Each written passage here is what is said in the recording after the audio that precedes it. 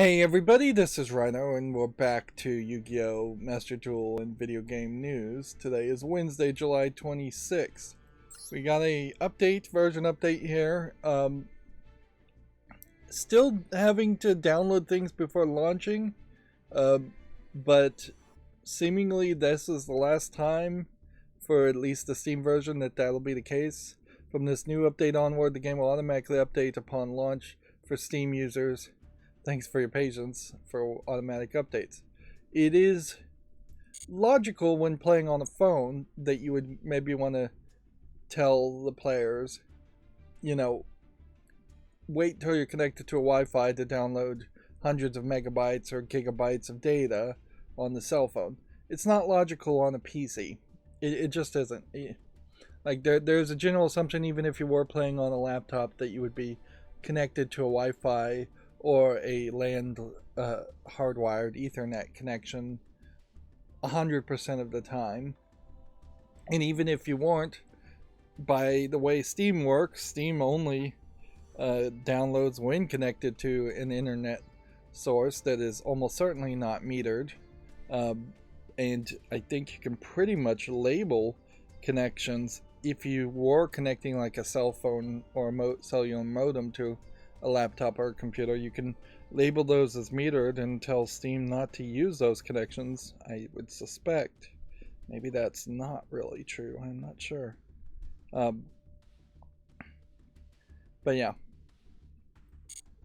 PCs are different than cell phones, and the apps should be somewhat similar, but there should be some diversion there. And there already had been quite a bit of diversion there as far as just how the interface squeezes onto a cell phone versus how the interface squeezes onto a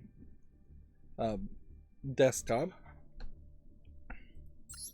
Let's see. So, over yesterday, I managed to get a couple more episodes of Shadow of the Tomb Raider. Doing what I can only assume is like DLC content or deluxe edition content that was added later. I'm assuming the deluxe edition added content that was later, because I'm assuming what the case was in Shadow of the Tomb Raider is that there was a fairly bare bones, boring original version of this game, and then they were trying to push you into the now completely defunct and missing Square Enix multiplayer aspect, and then the deluxe content was an attempt to keep people playing Shadow of the Tomb Raider, which is really just always going to be a single player experience, but the deluxe edition may keep people playing the single player experience more, which might keep people playing the multiplayer experience more. And I assume that the multiplayer experience had some kind of microtransactions nonsense. But Lara Croft in a multiplayer game just does not make sense. And that's coming from somebody who really feels like Lara Croft should just be the mascot of PlayStation or Xbox. Like, it would have made a decent amount of sense had Lara Croft been acquired by Microsoft or Sony, that they would have just made her the Mario equivalent. She was definitely heavily used in advertisement and promotion of her own game and consoles back in when she was very big, around Tomb Raider 1, 2, and 3. So that would have been a good time to say, hey, we just want to own the intellectual property rights on her, and then Microsoft or Sony, probably Sony at the time, frankly, would have potentially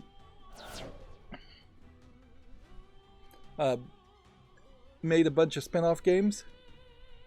It definitely would make sense for there to be some just walking simulator, escape the room games, archaeology, kind of almost educational games for Lara Croft, because that is a part of what Shadow of the Tomb Raider in this most recent Tomb Raider reboot is that it is wasting a lot of your time picking up items and getting archaeological backstory that way. But then there is also room for her to be in action games and shooter games, and her being a character in a even something like an RPG kind of would make sense all of a sudden. And you see that with like Lara Croft Go and Lara Croft Staff of Destiny, Staff of Kings, whatever it is called, Temple of Osiris. So Crystal Dynamics at some point was thinking that ways that they could make some side games and use their Hitman character and their Lara Croft character as another as hero mascot characters to sell different types of games.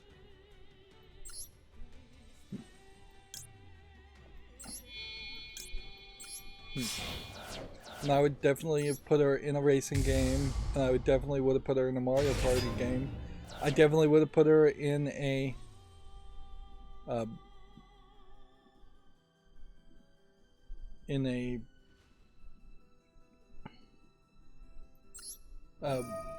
tennis game. That would make a lot of sense too. Like Lara Croft playing tennis as a rich British lady. Totally makes sense that she would be in a tennis game. Now, in a lot of those games, you need a cast of characters from the Tomb Raider series or from some other series to match with it. And you probably don't want to go crazy and have like Sonic in a tennis game playing doubles with Lara Croft, but that might work fairly well.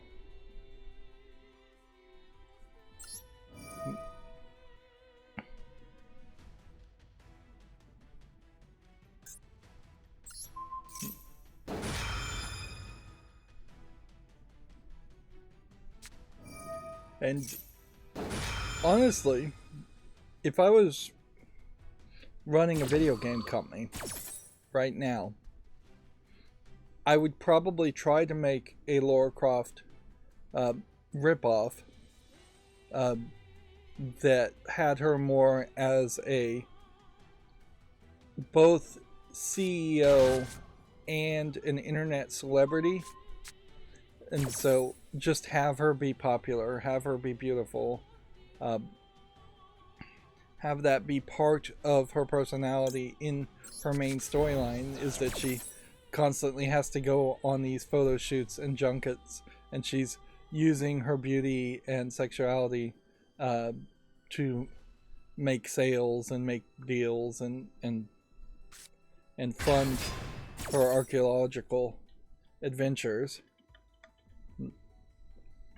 The archaeology part of Indiana Jones actually is probably the most boring part, and the struggle of it.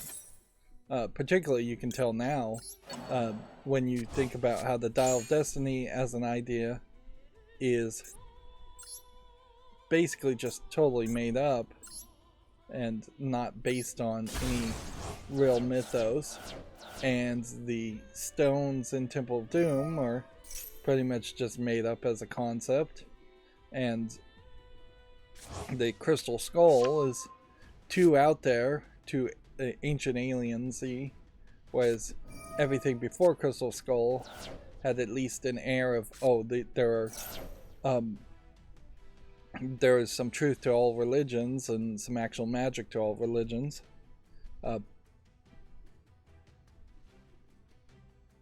Which maybe you would spin off from that and have maybe some old gods type mentality, that the dead religions are right, or the small cult religions have some magical power to them.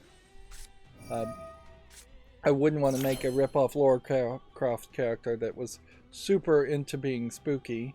There is definitely a DLC section that's supposed to be very spooky in Shadow of the Tomb Raider, and it fails to have as much impact as it should, in that in the rest of the game there are plenty of other little spooky, gory sections. You're very often crawling next to bloody walls, or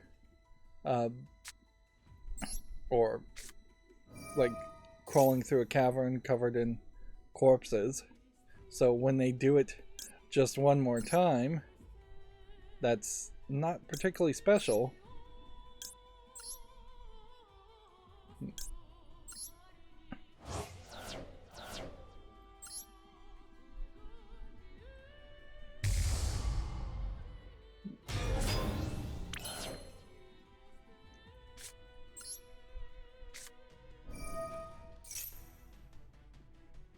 Let's see.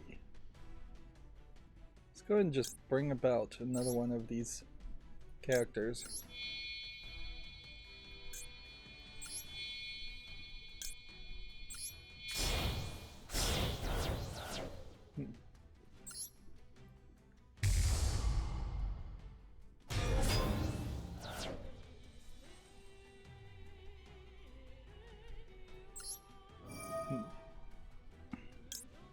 So we can just bring this back, can't we?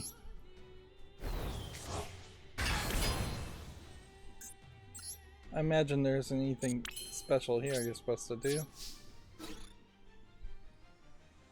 Let's just see how this works. With luck, this is a one-turn kill. With poor luck,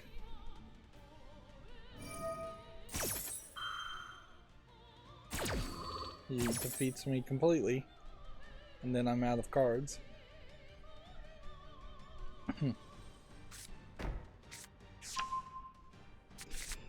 In a lot of ways, you already, I guess, have Joanna Dark from Perfect Dark from Microsoft. And so I guess that highlights in a real-world example that whenever Microsoft got Perfect Dark from Rare and acquired Rare as a company, which was probably over a decade ago, Microsoft did nothing successful with that. So had they acquired Lara Croft 2 or 3 decades ago, it still would not have changed too much. Wow. We are just discarding 8 cards. Oh, one of everything, I guess.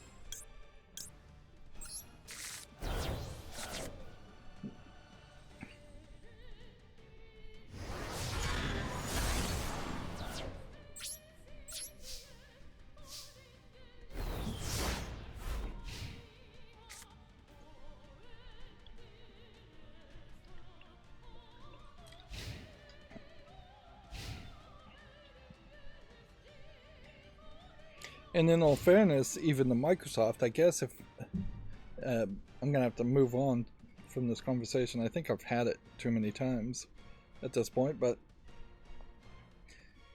Hellblade, not Hellblade, Senua's Sacrifice. Heavenly Sword.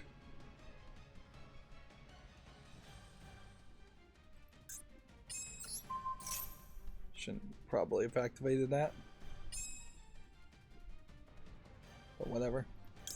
Heavenly Sword does exist, and there, in that character, you could have had more of a female-led mascot instead of Nathan Drake, which Nathan Drake also, for Sony, only barely used as a mascot type character. Instead, Sony kind of rigidly refused to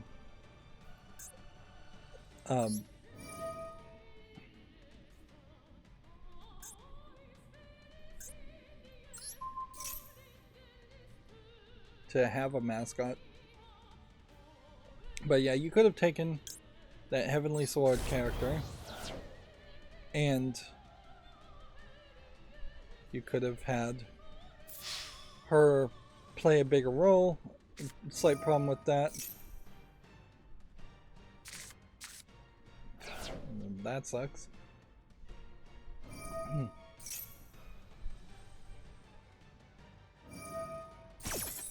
Yeah, but they kind of also killed off that character in the first Heavenly Sword game. You could have had a sequel, certainly, but she was perhaps too overpowered and not down to earth enough as a main protagonist character.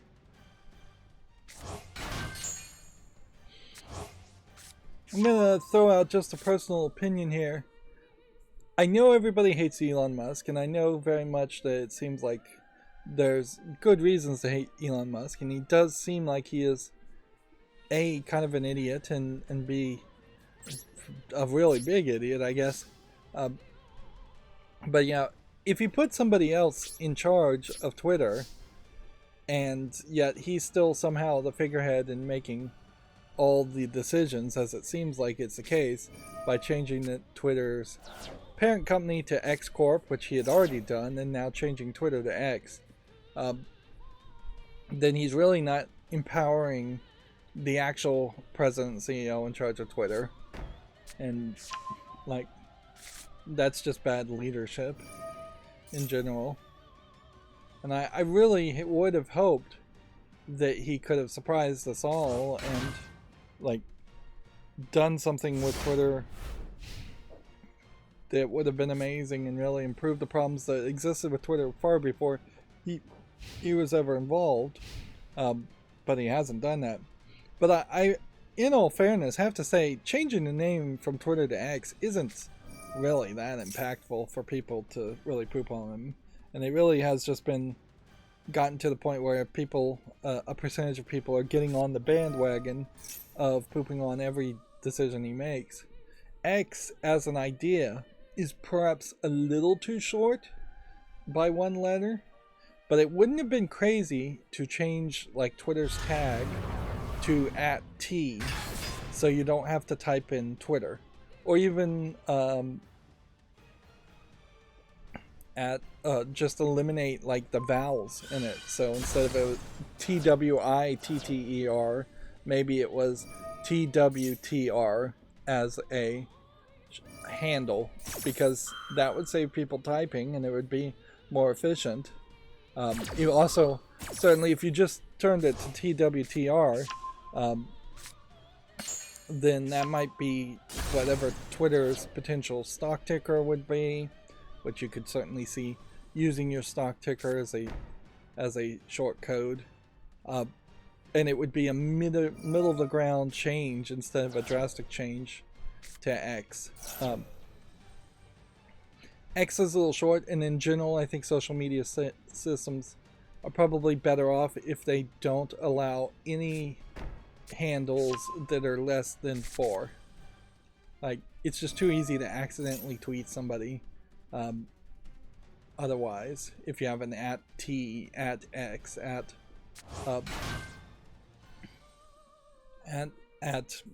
@A, for instance, yeah, it'd be very easy to accidentally type like 2, because that's the same key on the keyboard, I believe. Yeah. I don't know if numbers can even be handles on Twitter. But notice that's all I'm really talking about, because that's all it really changes is the handle part.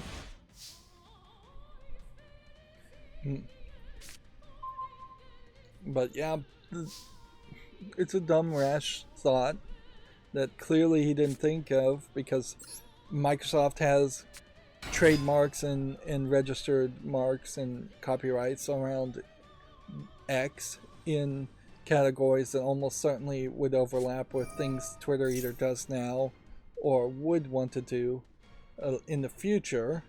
And it's not just Microsoft that has it.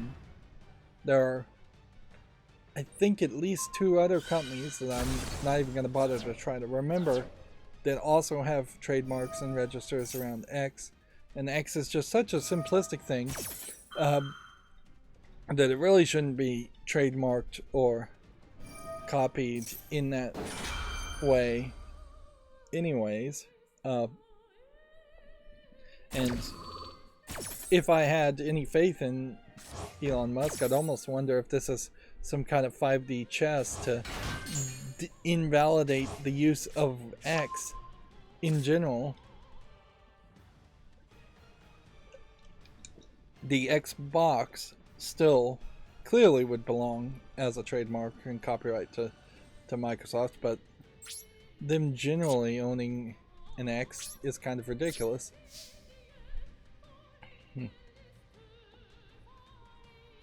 And it does certainly highlight, when you start to think about copyrights and trademarks, just the finite nature of language and how a copyright trademark system really fails as economies grow and more businesses are created. It fails the new people and fails to give equal protection to new companies because you have a bunch of stagnant old companies sitting on trademarks. But I don't know what the better system would be around it.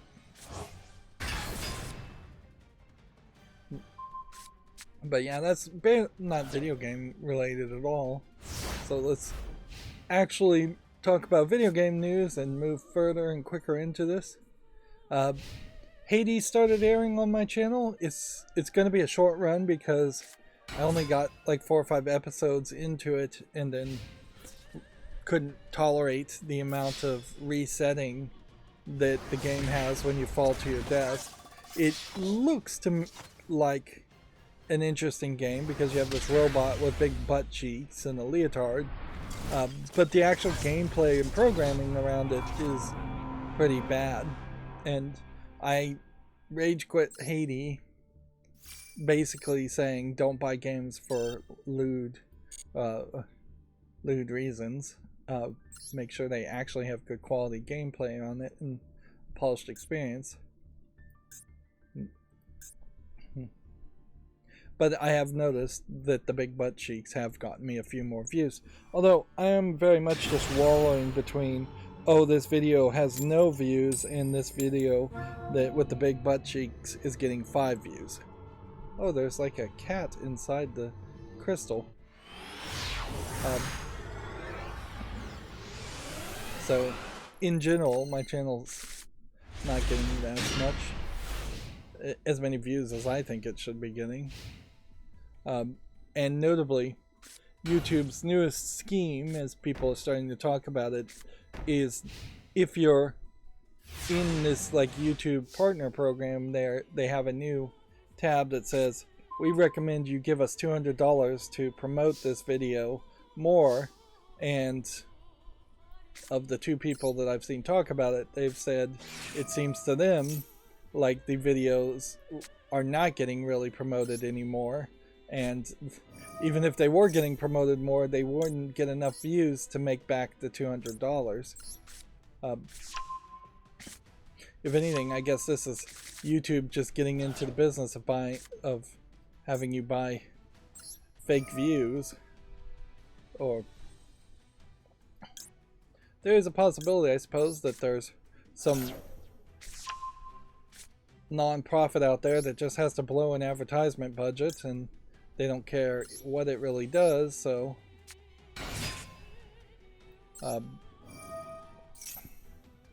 they are totally willing to waste $200 on the video.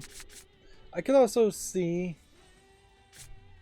a slight thought around content creators that are making 1 video every month or 2, just taking that extra opportunity to say, hey, I have really, really successful videos. I get $400 or $500 from every video I get.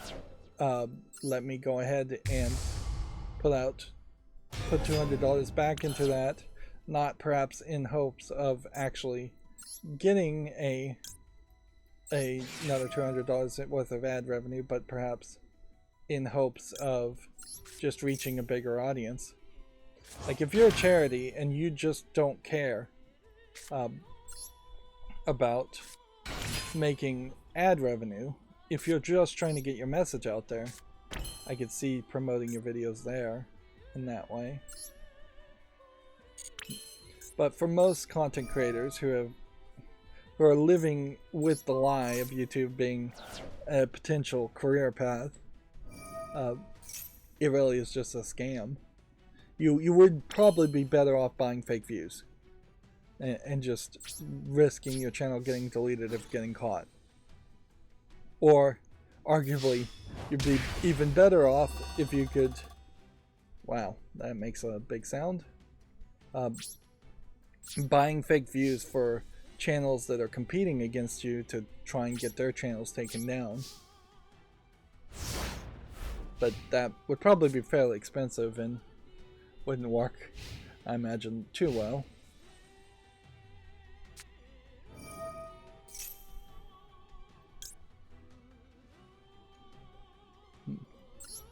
Let's see if this does anything.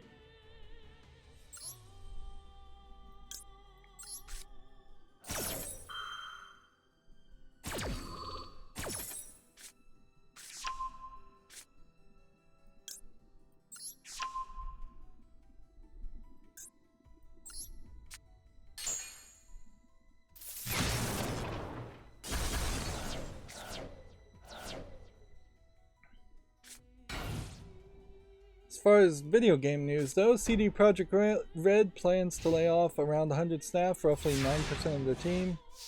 There's no easy way to say this, but we are overstaffed. Which, if they are overstaffed, I think in that there is a confession, if you're to believe that they are not planning on having as much development as they once did. Which is to say, I doubt there is a full AAA CD cyberpunk style game being developed on top and in parallel to the Witcher 4 or whatever Witcher remake game that they're working on. Inherently, this is just more evidence of the claims of very poor, abusive management at CD Projekt Red, and them just mismanaging things and running their business into the ground. Noticeably, nobody is being stopped from making a game like Witcher 3, and if anything, a lot of people did not learn the lessons of Witcher 3 and its success well enough. When you compare some of these side quests that were added, particularly the deluxe edition added side quest in Shadow of the Tomb Raider, you can kind of feel like how there is a bit of a Witcher 3 style influence there.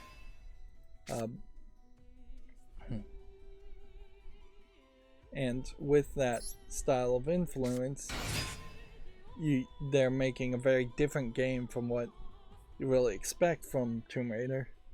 And it's very broken up because effectively it makes in the hidden city, which is the biggest city by 2 or 3 times, the only important part of Shadow of the Tomb Raider, and then the other 2 or 3 cities are really afterthoughts, and they don't have that many quests, and the questing and doing side quests and talking to people, like, it really got crazy at one point because I'm doing this side quest where I'm investigating a murder in the hidden city. That's not Lara Croft. That's not what the Tomb Raider reboot series has been about.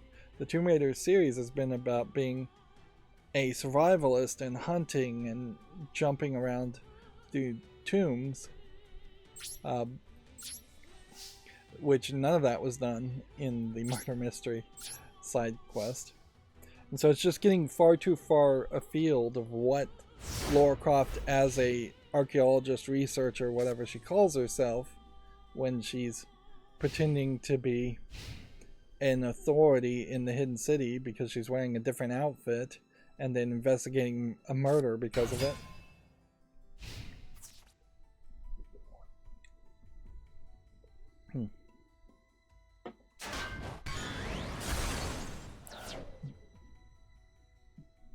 At least in the Witcher games, that's what Witchers are, is that they take on odd jobs and they fight monsters and they fight humans, and they do it for money.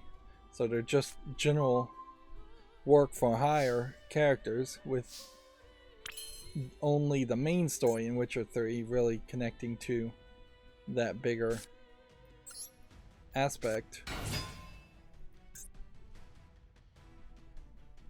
of interesting. Can't flip the card.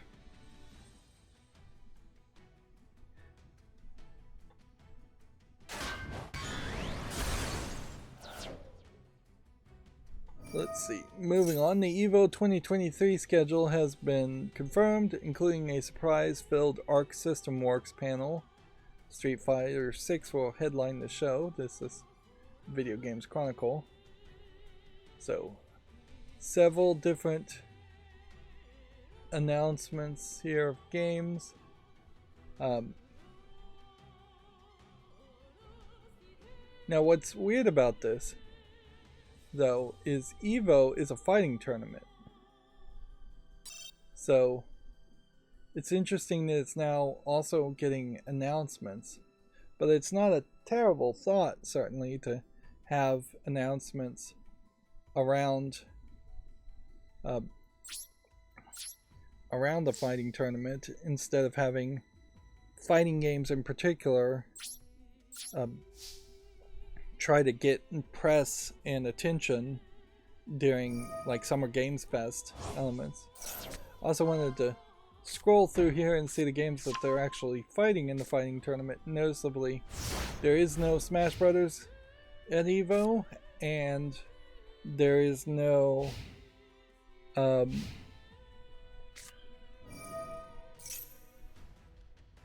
what is the fighting game with the girls with the hands coming out of their heads? What is that called?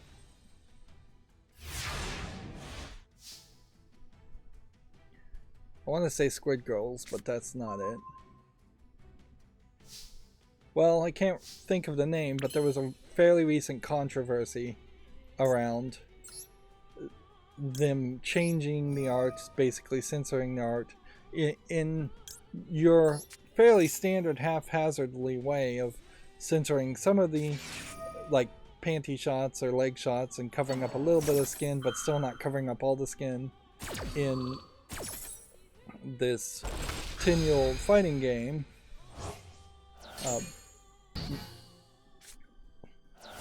After people had owned it and been playing it for 10 years. And, you know, just obviously that game is not at EVO in the same way that a lot of fighting games are not at EVO, but yeah, it would be weird if it was. I think I'm just gonna have to end here. Or save time and just surrender. I'm still wrapping up Destiny Child as the end of service is coming along.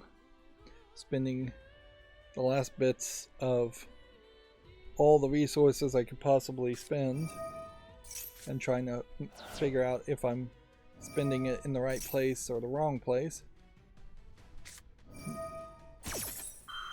In general, what I'm trying to do is, and this is just an example of these gacha games having 5 different currencies, I'm trying to use the premium crystals currency to either get costumes by running through what is the Rebirth Lab mini game as one of the many different ways you can engage with it, or by just summoning characters outright with the crystals and then turning the extra characters that are duplicates into a secondary currency called Onyx, and then using Onyx to awaken the characters is what it's called, and by awakening a character you unlock its secondary outfit.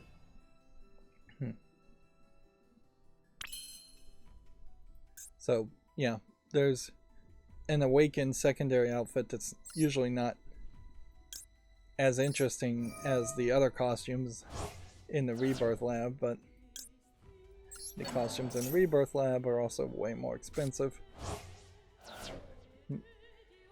The hope is to get as much costumes as possible for the characters, so whatever the memorial update shows you would let you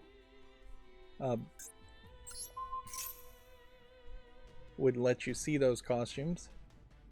Although there really isn't a 100% guarantee that the memorial update isn't just going to be this single player experience where you can still grind out and unlock things. So you might be in a much better position. That's the hope.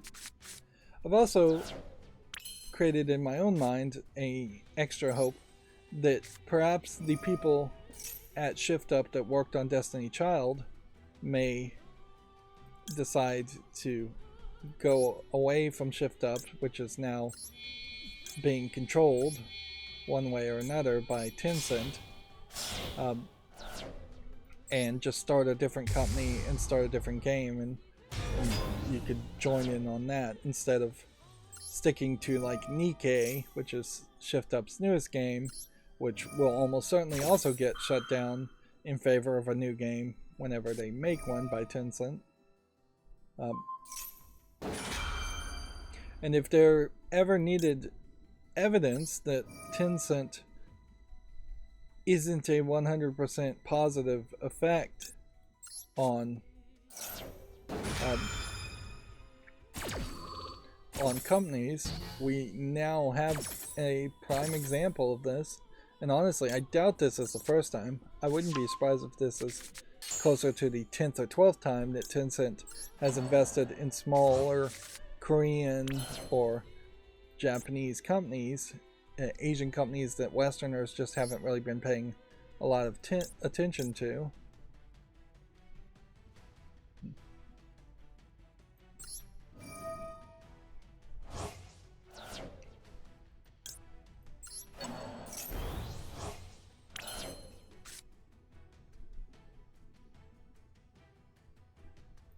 See if this works.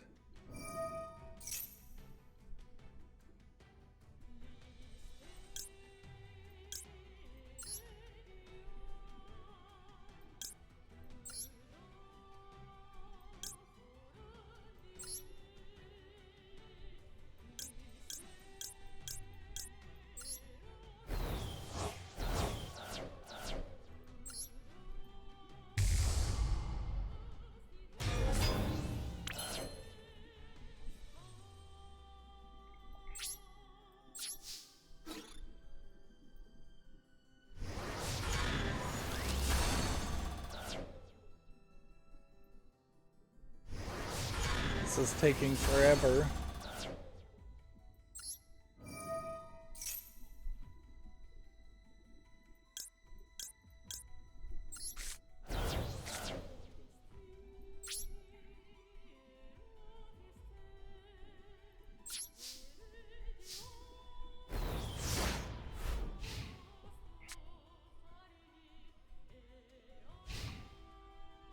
Oh yeah, as I was recording Shadow of the Tomb Raider, it managed to straight up reboot my computer, which this is concerning now because we had that problem where the computer was rebooting when Harry Potter Magic Awakened happened. Now I've seen a full-on blue screen of death reboot happen with Shadow of the Tomb Raider, whereas I'd only been seeing crashes to the desktop before that point.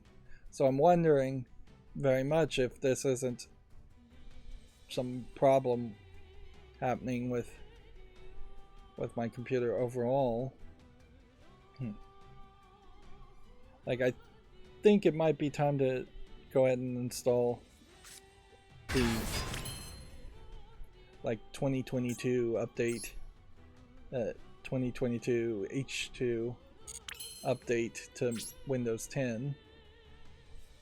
Even though that really shouldn't change much. Maybe it will. And it might even be worth a while to update the BIOS firmware.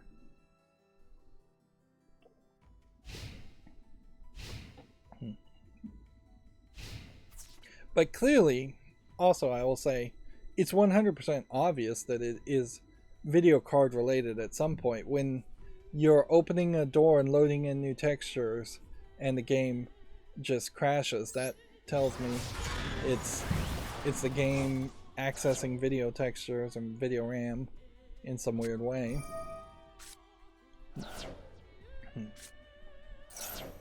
Gamatsu has an article here. Microsoft has integrated Venmo into Xbox's payment system. In the US, at least, Venmo is currently an Xbox exclusive payment option.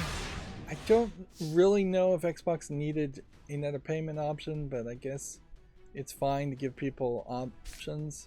Although you get the most options in capitalism as here's your options to pay us money. You don't get options in any other way. Venmo is owned by PayPal, and PayPal definitely has a lot of horror stories around it.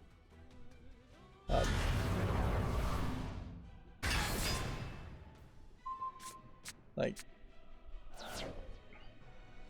I guess maybe the thing here is, as somebody who hasn't engaged with buying things,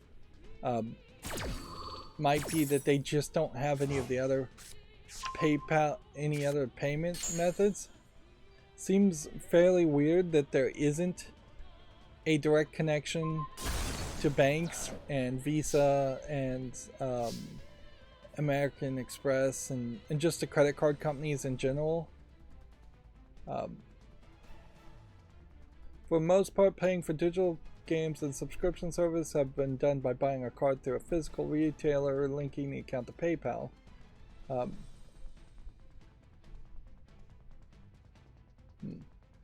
With Venmo, with how Venmo gets used in the States to pay for anything from movie tickets to haircuts and social events, it makes sense to bring it to game storefronts. For consumers and developers alike, being able to split payments would be especially invaluable for either brand new games or renewing a subscription. Let's see if we can pull off anything here. Doesn't seem like we will be able to.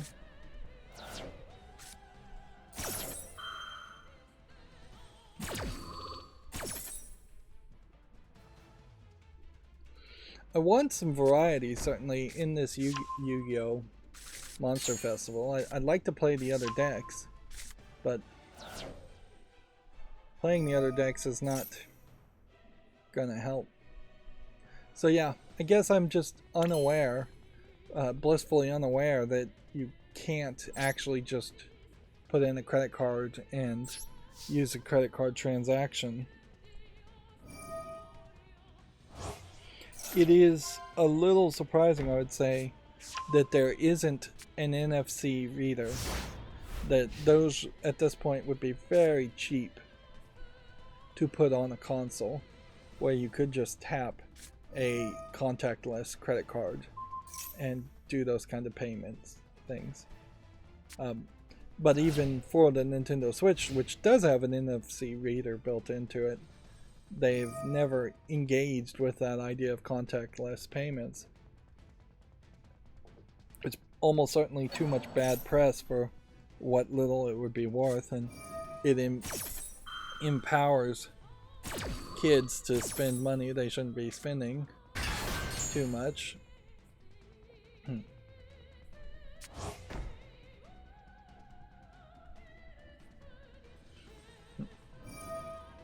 I could see, though, instead of the story we saw in Monday's stream, where the ESA suggested face scanning app age verification, which really would only work for things that have cameras. So that's not the Xbox, that's not the Switch, and that's not the PlayStation. That's only cell phones. You could potentially have age verification with NFC type credit cards, and you could say, hey, as the adult primary card holder here, tap this contact information to our NFC, and that way we're going to get your age and your name, and anytime you want to log in you're going to tap either your credit card or you're going to tap a secondary card that we're going to give you. And then every console would come with, say, 5 or 6 ID cards, and the ID cards would be the thing to log in with. At that point, though, the NFC reader would probably be better off in your controller than in the box. And then there would be an NFC reader in every controller, which still probably wouldn't add but a few cents to the design.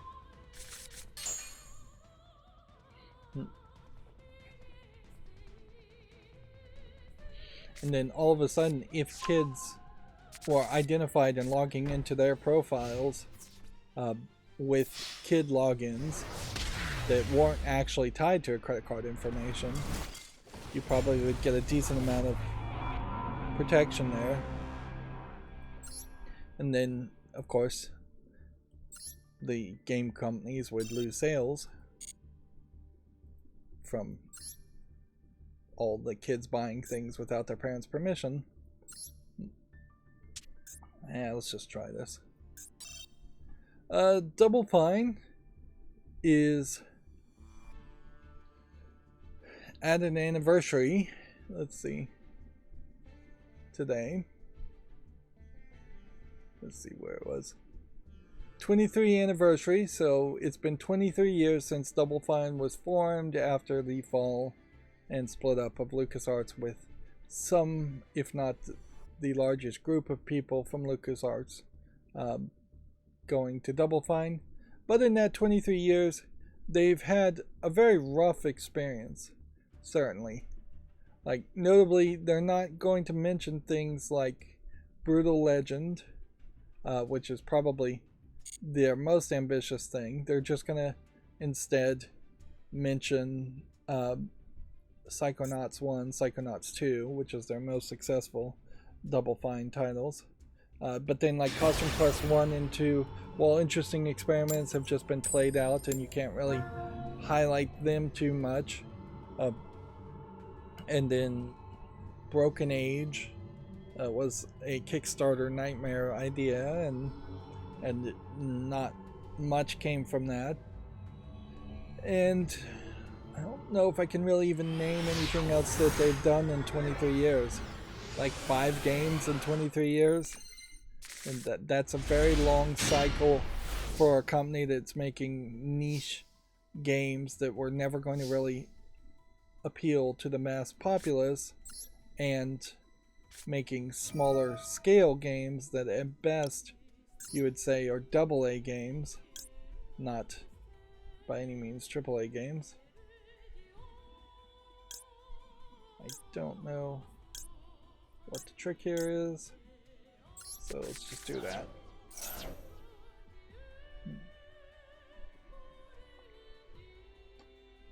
And here we can see the guy in charge, Tim. What's his last name? Can I remember? I don't think I can. And you can see he's in what looks like a college dorm with Day of the Tentacle posters all up on here.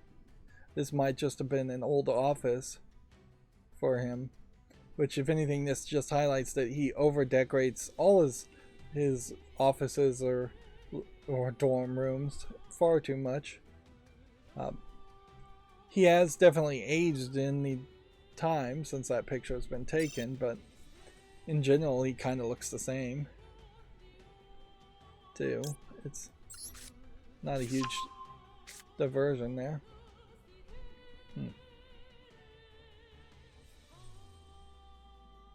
But yeah, if you're going to even promote your anniversary, it feels like you should be able to promote it faster. Here's what he looks like now, like gray in his beard, more drawn out face, curlier hair, or better haircut.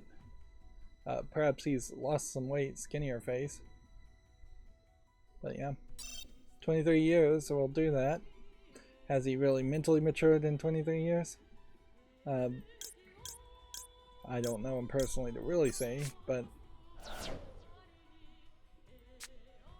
I would say he doesn't seem like he really has. That it doesn't really matter about Tim, anyways, the guy in charge. He leads the company, but the company itself is the thing to focus on. And yeah, you can even see they're the creators of Psychonauts, Brutal Legend, Broken Age, and Rad. And so I had totally forgotten about Rad, which I don't even know what that is. Notably here, 2 Psychonauts game, 1 Brutal Legend game, 1 Broken Age game, 1 Rad game, I'm sure. You would hope, in as much as I would say Tencent sucks, Microsoft also kind of sucks as an acquisition company. They have sucked at this point because they really have not pushed Double Fine to make more games or remake anything. If I was in charge of Xbox, as soon as I acquired Double Fine, I would have said, hey, do we have any spare teams? If we have a spare team, let's have them remake Psychonauts 1 and remaster that so we can put it out. I think maybe there was a Psychonauts 1 remaster that just happened. What in the world just happened? I think all of Firefox just crashed. What in the world is going on?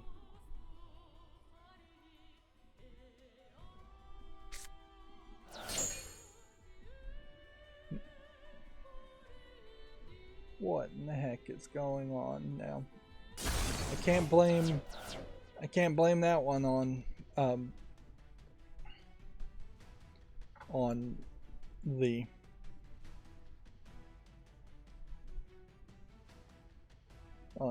Shadow of the Tomb Raider. Definitely can't blame that on Shadow of the Tomb Raider.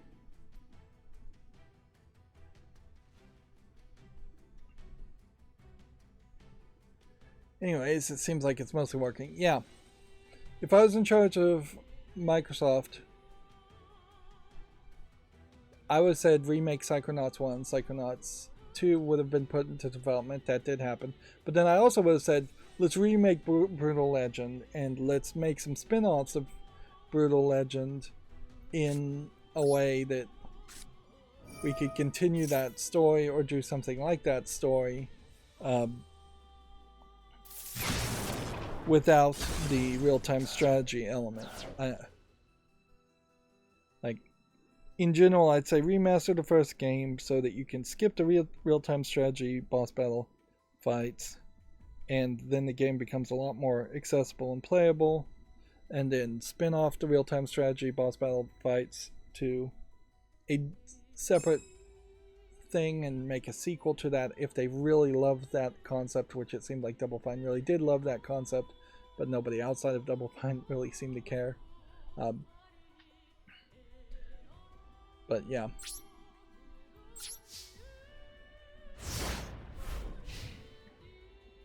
I would have definitely said Double Fine should be making some kind of point and click adventure game always, instead of just Broken Age. Like, Broken Age would have been remembered a lot better if it was just the first of 2 or 3 games. And see, they're not even mentioning Costume Quest here, which maybe just means Double Fine published them and didn't actually create Costume Quest. But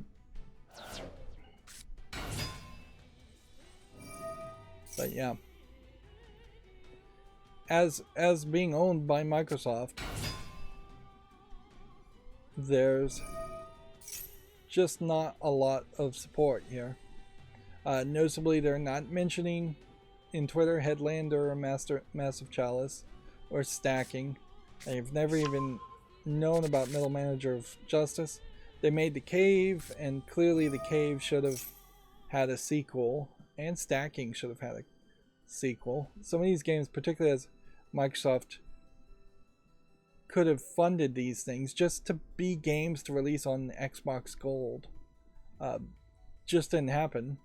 And in a lot of ways, I imagine it's Double Fine in part saying, hey, if anybody's going to make a sequel to The Cave, it's going to be us, but we don't have time or skill to do it. And that's where Microsoft should have stepped in and said, well, too bad, then we're going to have somebody else make the cave, or have a support company make 90% of the cave and then have you work on 10%, the visuals and the story writing part, but all the programming would be some other support company. Ironically, it might be the case that Double Fine is actually the support company for other companies. The remastered version of Full Throttle, Day of the Tentacle, Grim Fandango, but not the original versions, because these would have all been LucasArts games. Costume Quest is way down here. Never even heard of Space Base, Hack and Slash, Iron Brigade. Actually, there is quite a large list of games here that could be highlighted for the anniversary, and they just really are dropping the ball. And then Brutal Legend was way at the bottom here. A heavy metal style story should be done again. And then you run into problems like Happy Action Theater and Once Upon a Monster, which were Kinect exclusive games, and I don't even know what this is. I can't even read it. But this is what Microsoft had them doing, is making Kinect games that would interact for little kids from the makers of Brutal Legend, Sesame Street's Once Upon a Monster. It makes no sense at all, and it really highlights just the kind of lack of direction that Microsoft originally had. And almost certainly Double Fine is a example of a company that was acquired and supported by Microsoft because the people in charge were rubbing elbows and very friendly with the people in charge of Microsoft. And we are seeing more than likely the exact same thing with the Activision Blizzard merger, in that this is corporate protectionism, in the sense that one CEO is friendly with another CEO and they're keeping their business that otherwise would have failed afloat. And in power, or in funding, compare Double Fine to something like Cyan, the makers of Myst. They have stayed independent and made nothing for many, many years. But when they came back to make new things, they have done it on the terms of making games they really did want to make and they were really inspired by it, and on the terms of having to still make a profit and be successful. Double Fine has been allowed to sit around and experiment for far too long, with an infinite money bag from Microsoft.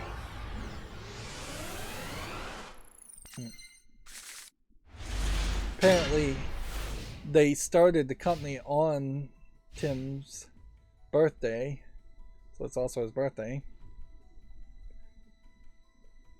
This is a weird story from Video Games Chronicle, just in the fact that we haven't really heard of anything from World of Warcraft in probably a year. Like, the legacy servers, I guess, are going fine, but nobody's really loving them and playing them enough to make any comment on that.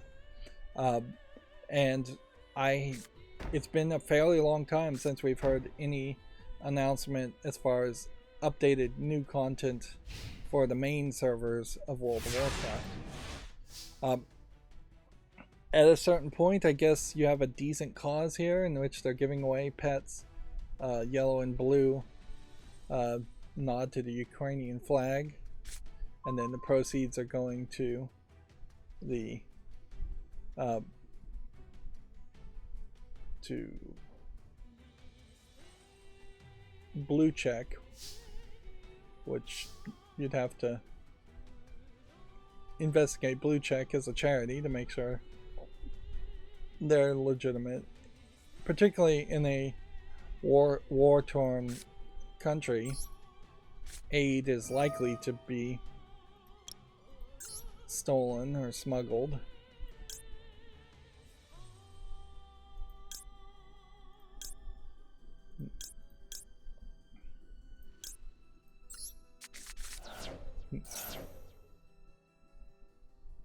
But yeah, in the middle of this whole Activision Blizzard merger, it is kind of surprising we don't have more World of Warcraft commentary or even talk about it. Like, you would think what even now is very likely the biggest MMO on the planet, with perhaps the exception to being like Elder Scrolls Online.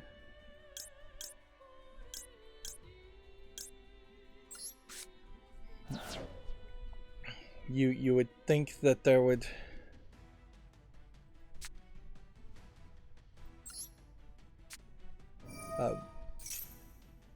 have been more pushback in the merger when they said, well, if Microsoft owns all the MMOs, they would have too much power.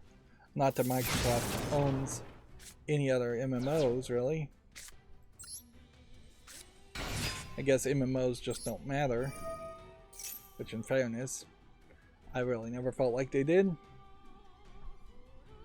Speaking of acquisitions, Capcom has acquired the support developer Sword Canes that helped make Hi-Fi Rush, which one of the things we probably as gamers need to get better at is figuring out the names of the real people that are working on games versus what the credits say, which are frankly full of lies, almost certainly.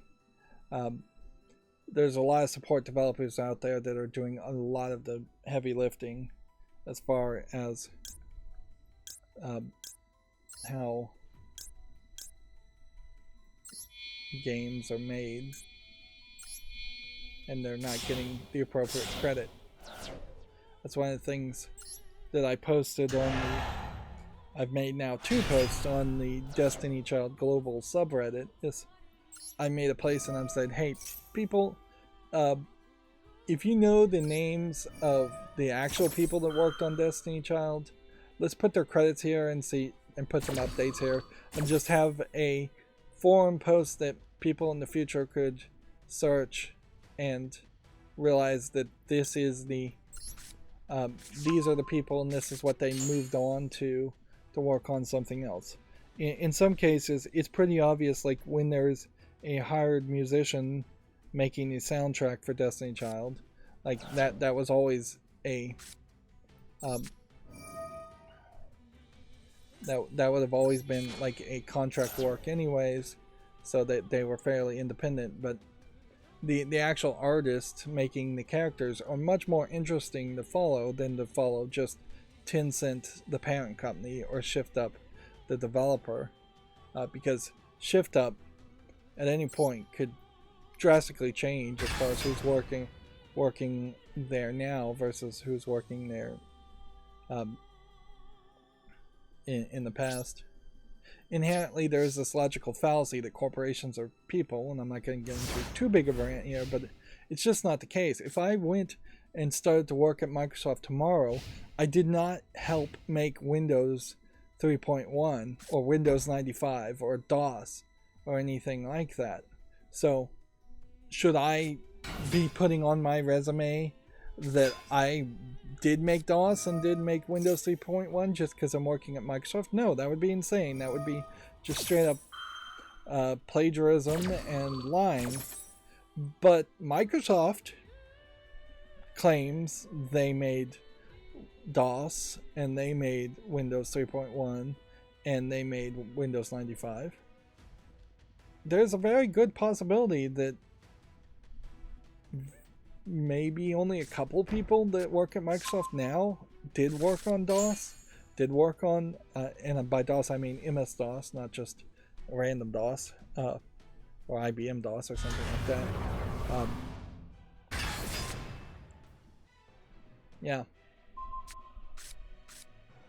So we need to be more truthful in credits as much as we can, so people can actually follow the people they actually care about, particularly when you're talking about like creative works.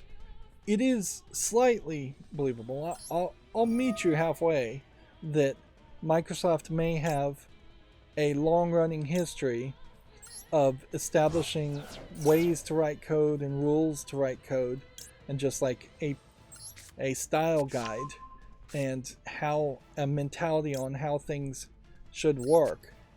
And because of those style guides and mentality on how things work, that is created this consistency on how their code works. But when you're talking about an artist drawing a character or a musician making audio, as you often are in video games, because that's mostly what we're looking for. We're looking for writers writing the dialogue, writers writing the narrative, animators animating the people, animators animating the movement of the people if they're 3D models or moving, animators animating the backgrounds, and things like that. And then audio, background music, voice acting, things like that.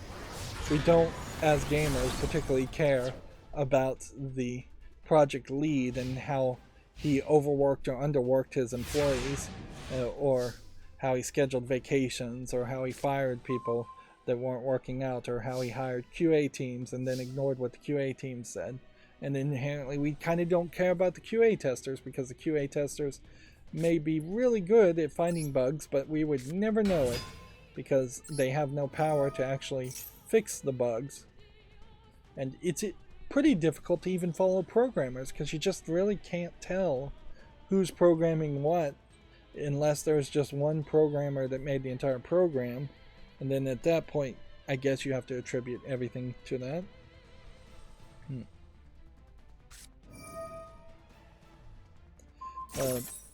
Moving on to a completely different topic, American McGee, which at this point I don't think he should even probably be trying to go by American McGee, but I'm not sure what his real name is, put on his YouTube channel him and his half Chinese son walking around their plushy, dreadful storage facility, shipping facility. So, like, nothing video game related at all. He's just promoting his wife's business, effectively selling the plushy dreadfuls and the swag. Which, at a certain point, I think he probably should have just had a fresh break there and not put that on his YouTube channel at all. Because immediately you're just getting comments of Alice Madness Returns, or no, Alice Asylum, the third game that he was trying to make in the American McGee Alice series, and that failed miserably and almost certainly had never had a chance of succeeding.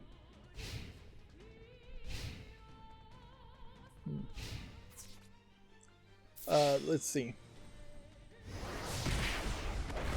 Video Games Chronicle says Netflix's new animated Castlevania series has received a release date. Castlevania Nocturne will hit the streaming service in September.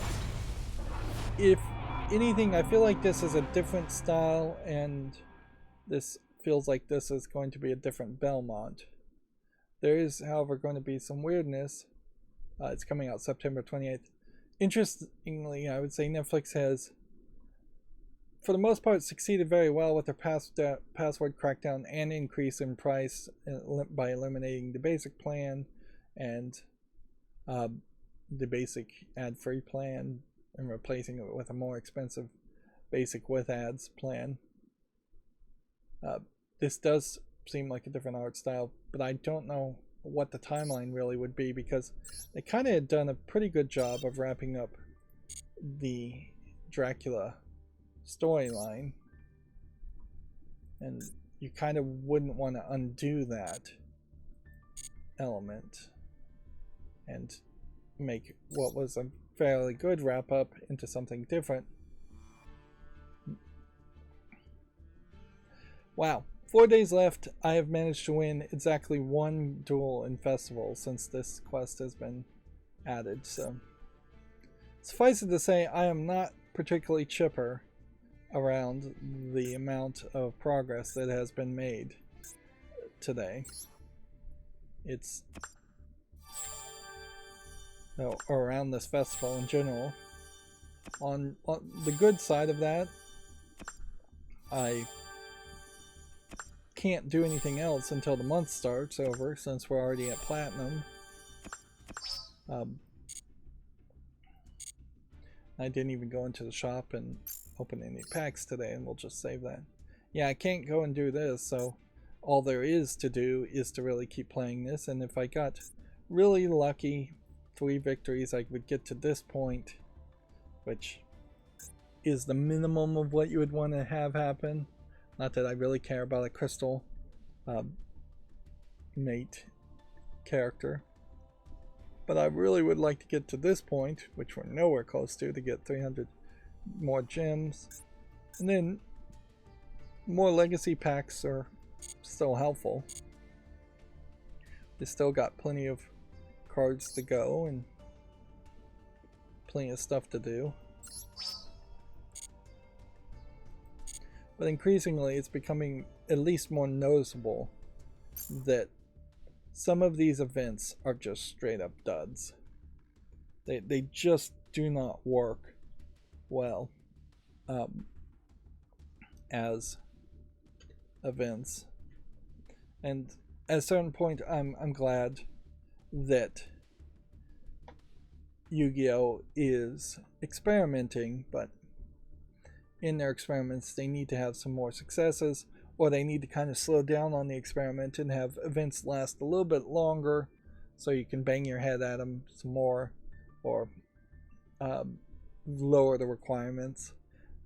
Inherently, always having to win medals in almost every event and always getting medals only because you're winning is a bad system. They need to experiment with a different system where you're getting medals for just the amount of damage you do. If every month there was a regular festival and then there was a damage festival where every bit of damage you do gives you 1 medal, and you're just trying to go up the leaderboard and see what deck can do the most amount of damage against your opponent, which that would be a little risky to do it that way, because it would encourage players to really wreak havoc on their opponents and demoralize your opponents. But it's at least something different. Or you can have a time festival, play the game as fast as possible, or play the game based on time, and the more time you put into it, the more medals you get, just based on the total length of the game. Yeah, something like that. So try some other metric. GameDeveloper.com has an article here. Xbox hardware stumbles as Game Pass delivers a record Q4 engagement. Microsoft only saw a 1% increase in gaming revenue during the quarter, but the company CEO Satya Nadella claims that the future is bright for Xbox.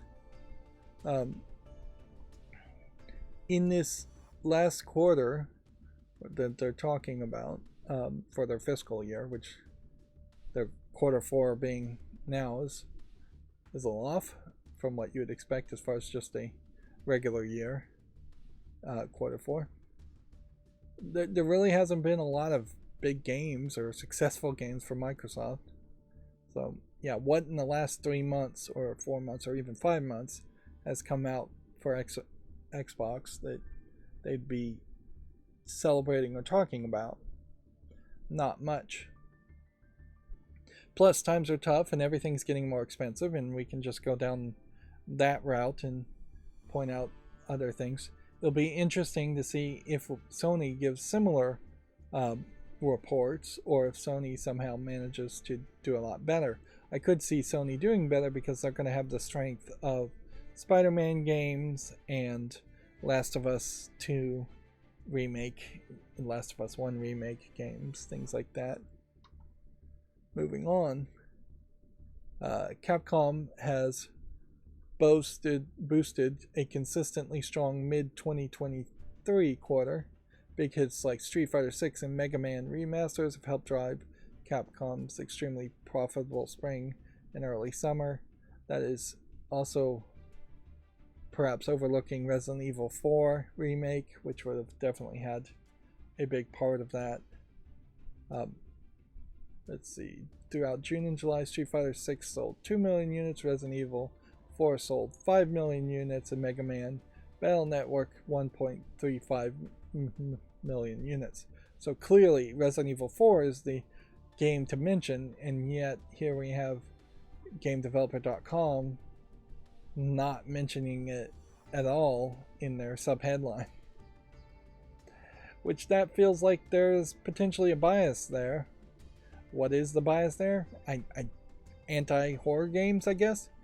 Both Street Fighter 6 and Mega Man games, all from Capcom, all Japanese games. Street Fighter 6, I guess, doesn't feel like a Japanese game, but Mega Man Battle Network feels way more like a Japanese game than even Resident Evil 4 Remake would. So I'd have to say the bias is in favor or probably against horror games. Or just there's been too many Resident Evil 4 articles already.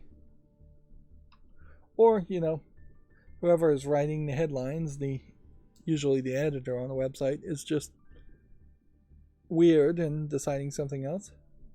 Here we have a Blood Rain cosplay, and I'm gonna, I guess, be sporadic and inconsistent on whether I cover cosplay or not. In this, it's an interesting thought. If you went to Comic-Con and you were cosplaying Blood Rain, a vampire lady, would you be allowed to have prop blood on your face, or would that be unacceptable, or dripping blood down your cleavage?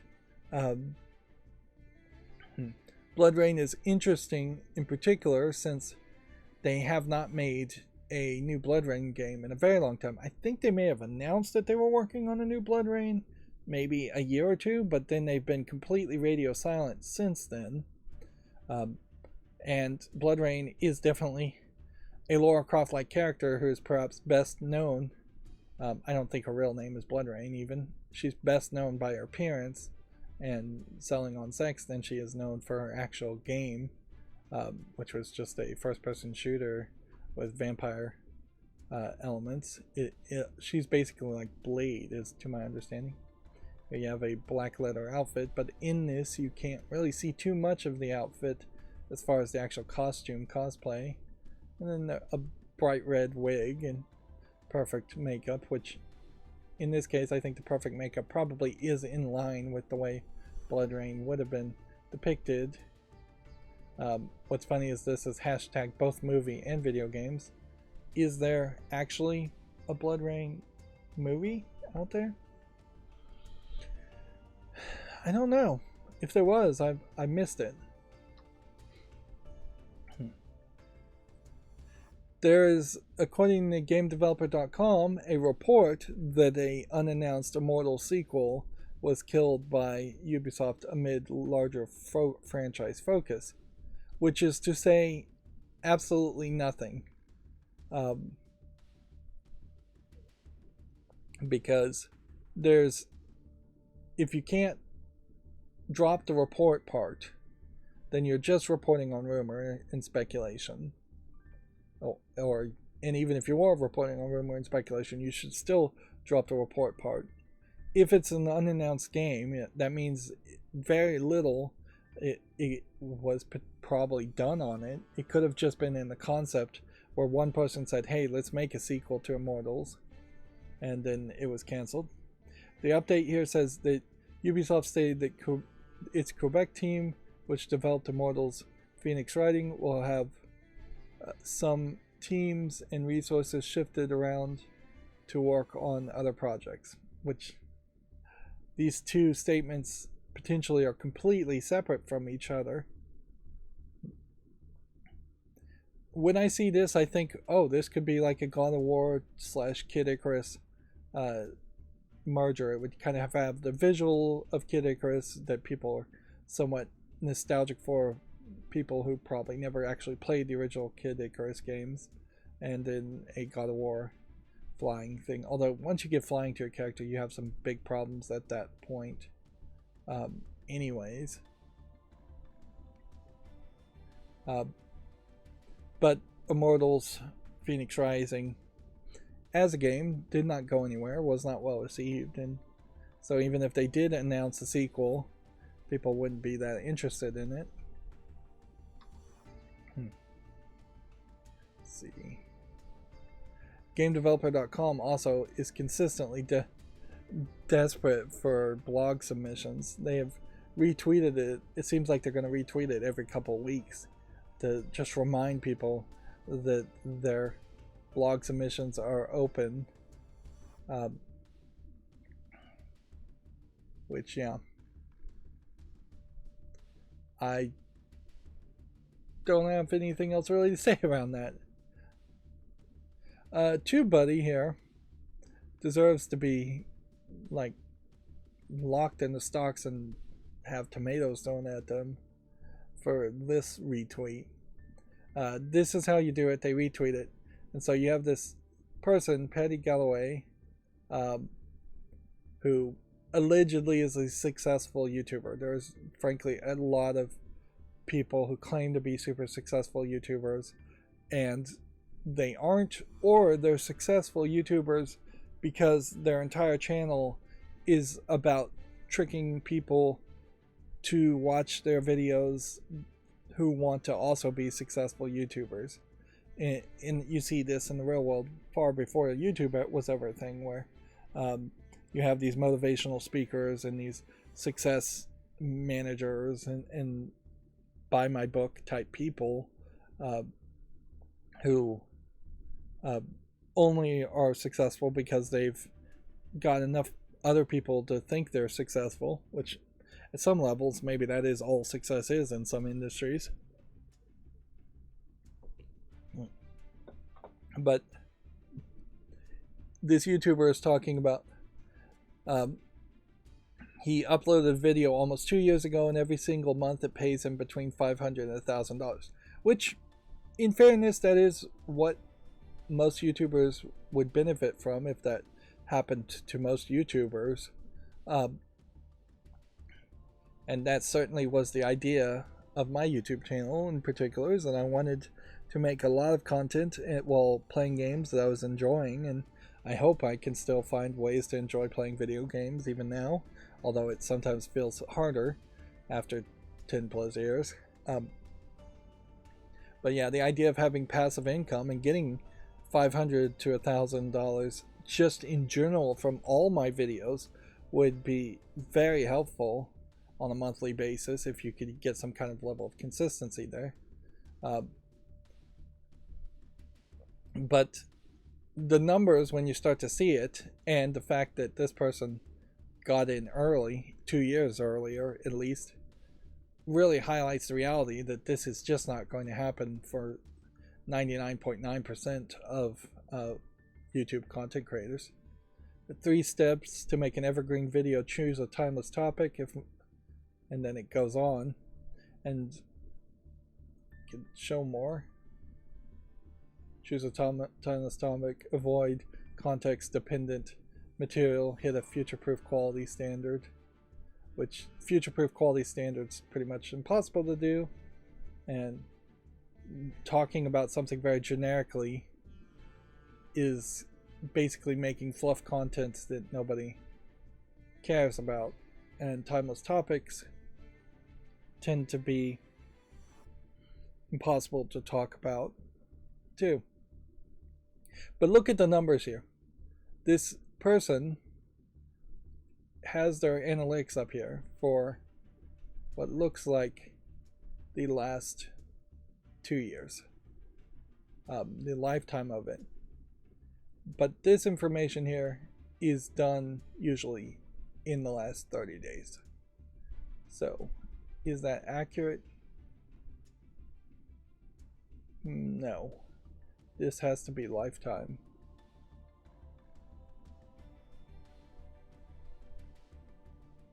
Yeah.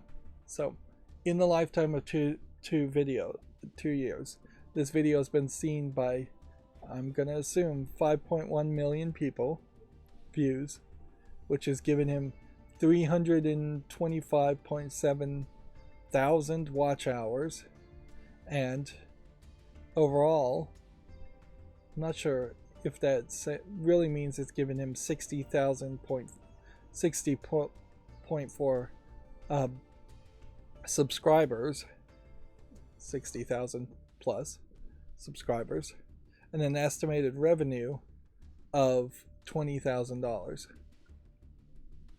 Roughly estimating here, rounding up.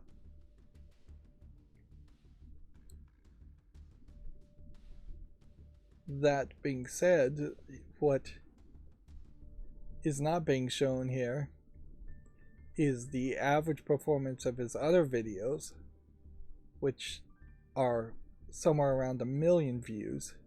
And anybody that can get 1 million views on average for his videos is doing way better than most. So this is just the lucky breakout. This one happened. And yeah, I have a video on my channel that has performed considerably better than all the other videos on my channel. That doesn't tend to help that much. But yeah, this is a fantasy for all but the lucky few on YouTube. And I really have to just encourage content creators to not expect to make any money at all as a content creator, ever. YouTube should be your hobby at best.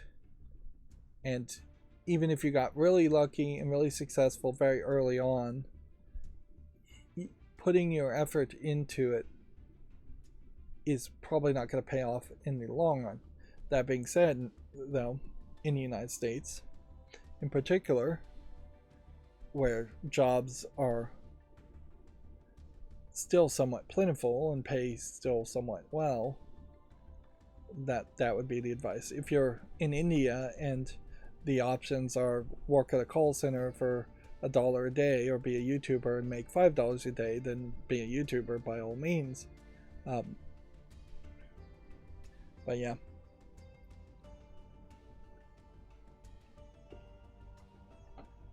Flipping burgers at McDonald's in the United States will get you far more money and far more consistent income than being a YouTuber will. Which isn't to say you can't have a passion to do it, but the money is just not there. And if anything, it's getting worse, not better. Speaking of getting worse, I wanted to highlight this Lego soccer set in the way they've decided to promote this here.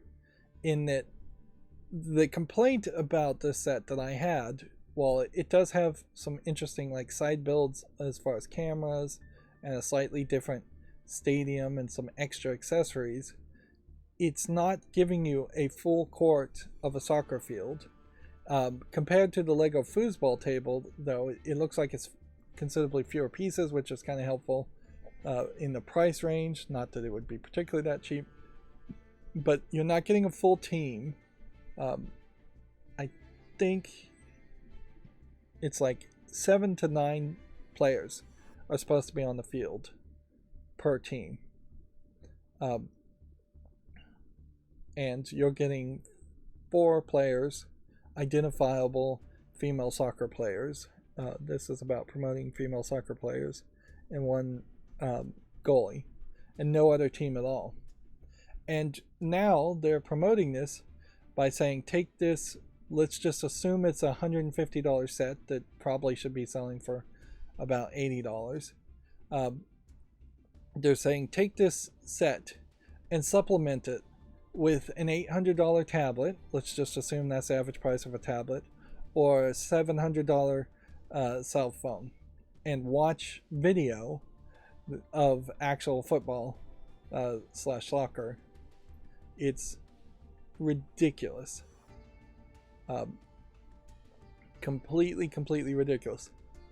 And fairly obviously, they I would assume it would give you instructions around how to build these holders for your devices. But this is smack in the face, the wrong direction for Lego. That one thing parents really love about Lego is that you're doing something physical and not just watching screens. If kids are now watching screens or being encouraged to watch screens instead of playing with the Lego and using their imagination, Lego is going to become considerably less popular amongst parents for that reason. Like, Lego, not even a few years ago, was selling itself on using your imagination. And this is incredibly uncreative as far as the makers of the set, and uncreative of Lego in general. Yeah. And all I really would have wanted for this set is just this field and a full team, or 2 full teams. Just, that's all I would have really wanted from this set. Even if it was 2 broken up sets. And so you got 1 team and half a field in one set that was the red team, and then you sold another set that was the blue team, and that was a different field. And they connected together, and that's how you played soccer in your imagination.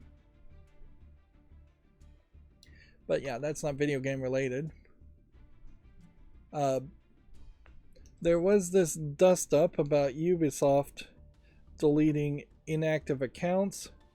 Apparently now, according to Video Games Chronicles, the publishers clarified its stance after a support email led to some to believe libraries could be wiped.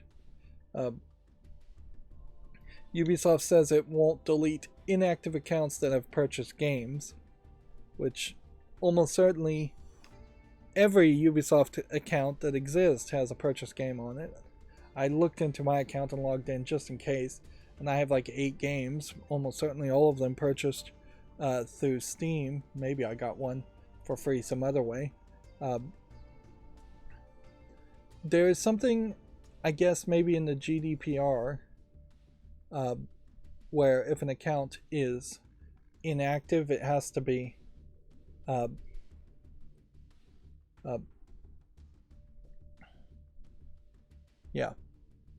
EU's GDPR law means companies can only store individual personal information for a certain length of time. And that they've said they've been removing inactive accounts for many years now. It takes a number of things into account before deleting the inactive account, and one of the things is whether they've previously purchased any PC games. I wouldn't be surprised if the GDPR says if you have an actual business relationship, you don't have to delete individual personal information. In practice, as of today, we have never deleted accounts that have been inactive for less than 4 years. They're leaving themselves open, certainly, to lower that number, but it seems like this was a bit of hysteria, and if anything, Ubisoft has just done a very poor job of messaging that information, because clearly that messaging should have already been written and ready to go, and as soon as the information blew up, they should have said, see this support post here explaining what accounts get deleted and when, and no, we're not out here trying to be evil and delete your accounts that you haven't played in like 30 days. Certainly 30 days versus 4 years is a big difference too. Like, if I haven't logged into Ubisoft or played any Ubisoft game in 4 years, I probably am never going back to playing a Ubisoft game at that point. This is an interesting story from Video Games Chronicle. Xbox is going to soon let players map keyboard keys to the controller buttons. The feature is now available for Alpha Insider members. Now, what's weird about this is I would have assumed this already could be done. Like, why wouldn't that have been an option the day you introduced keyboard and mouse input on Xbox? Like, so up until this point, a game would have had to have been manually programmed for like WASD to be up, down, left, right on either the left or right analog stick or D-pad or something. That just seems insane. What?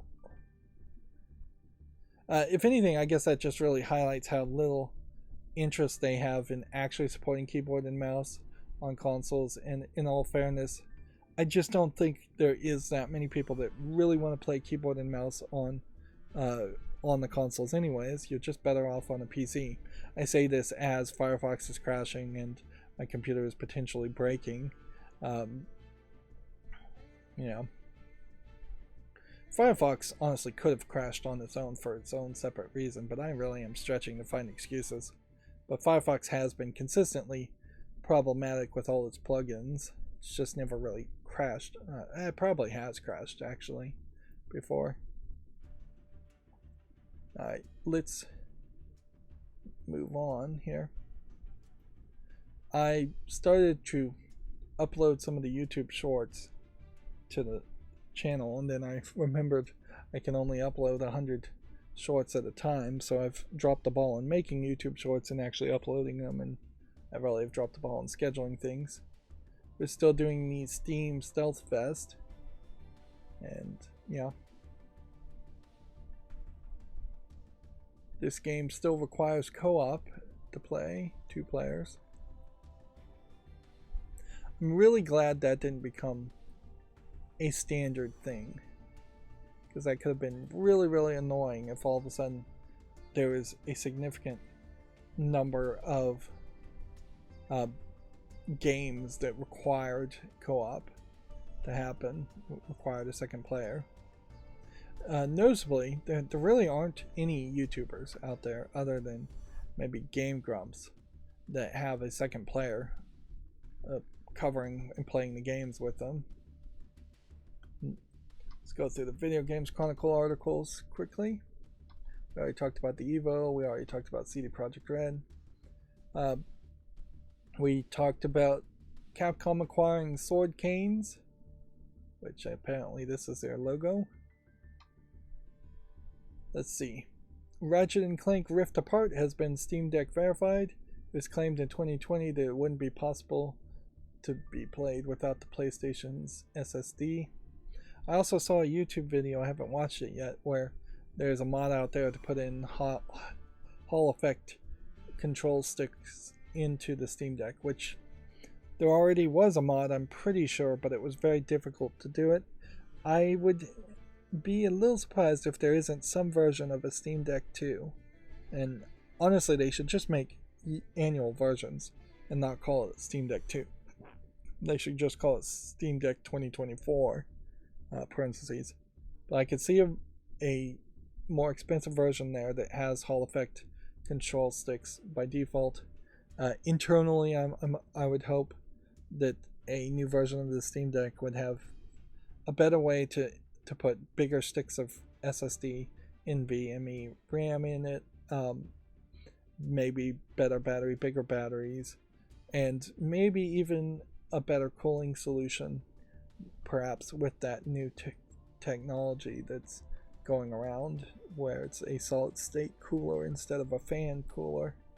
But otherwise, I'm not really looking for a Steam Deck 2 to change or revolutionize itself much. You could potentially convince me I don't need the touchpads and put the analog sticks in a natural place to where the Xbox analog sticks would be.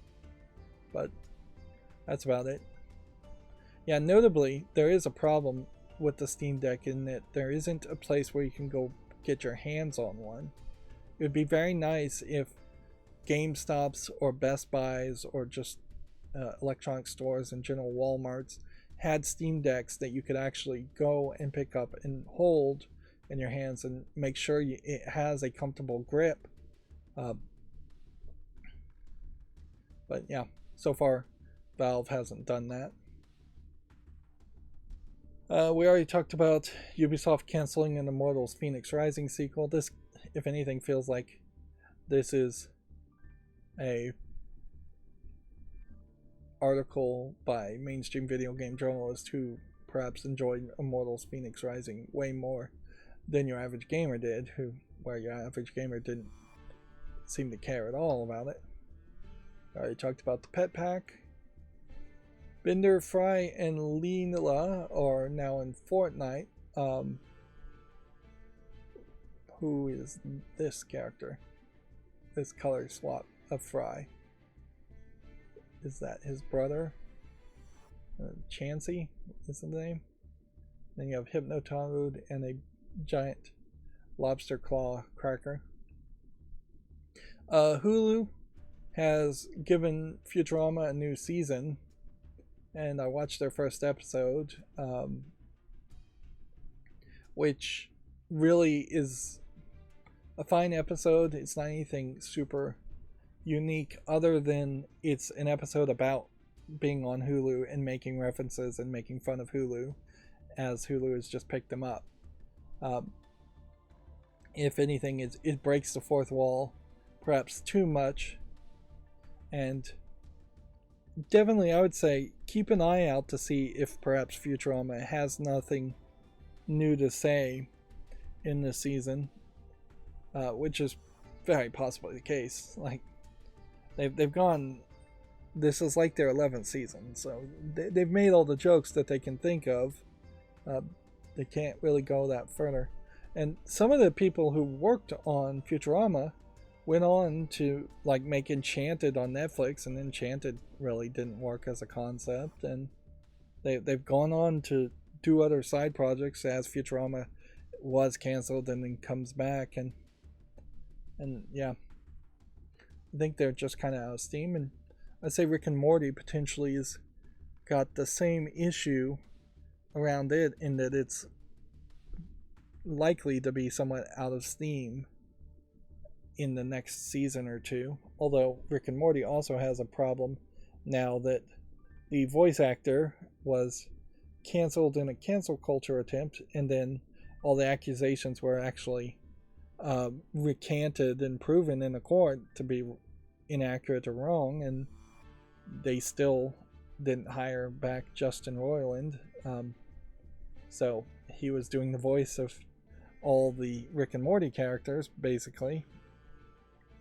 So if we do get any more Rick and Morty cartoons, voice acting is very likely going to sound different.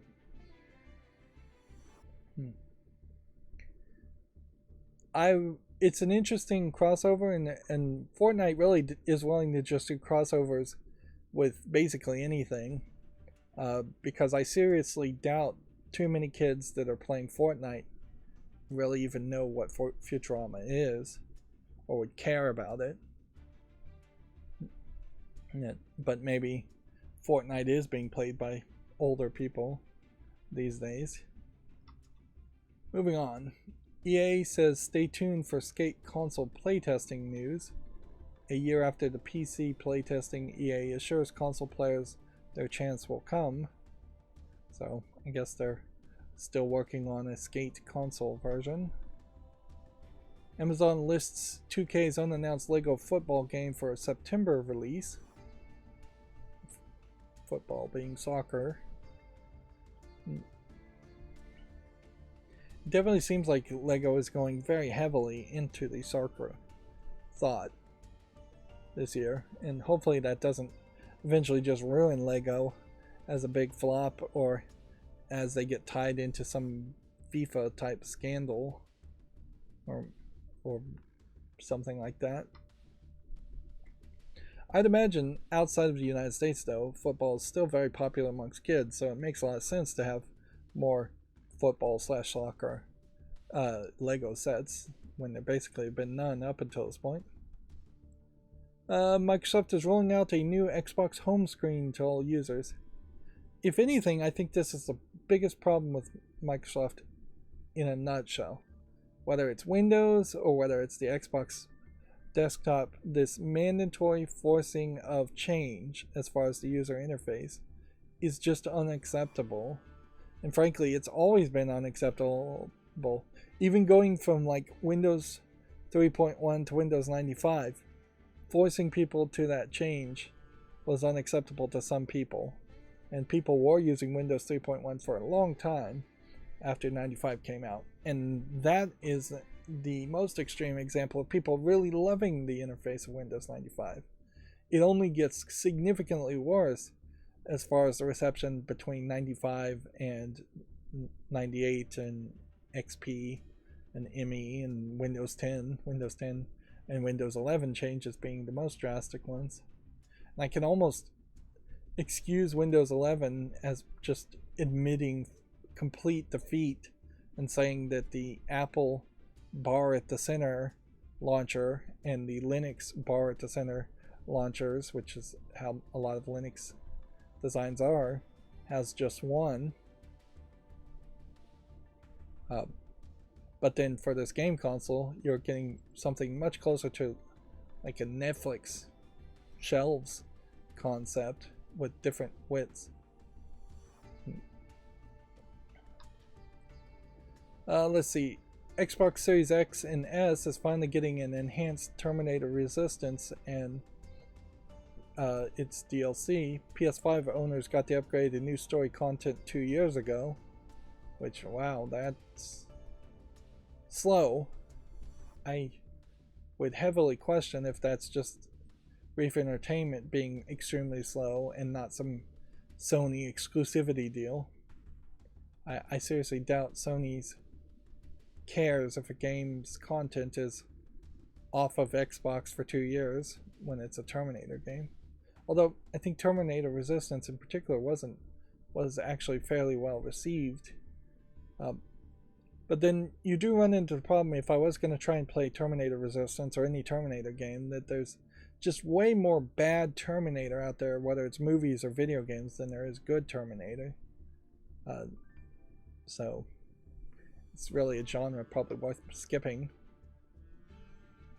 Sony has announced August PlayStation Plus Essential Games. I saw all these bright lights and I thought it was going to be Sony has announced integration into Apple HomeKit or something as far as smart devices.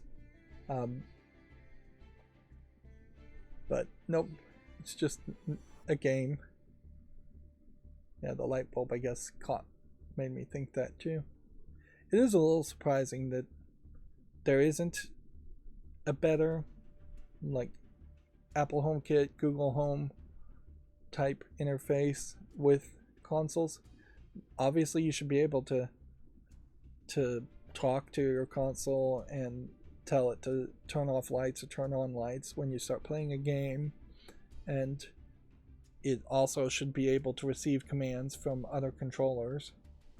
And with the Matter standard, I can see that being a new thing, eventually coming in the next 5 to 10 years.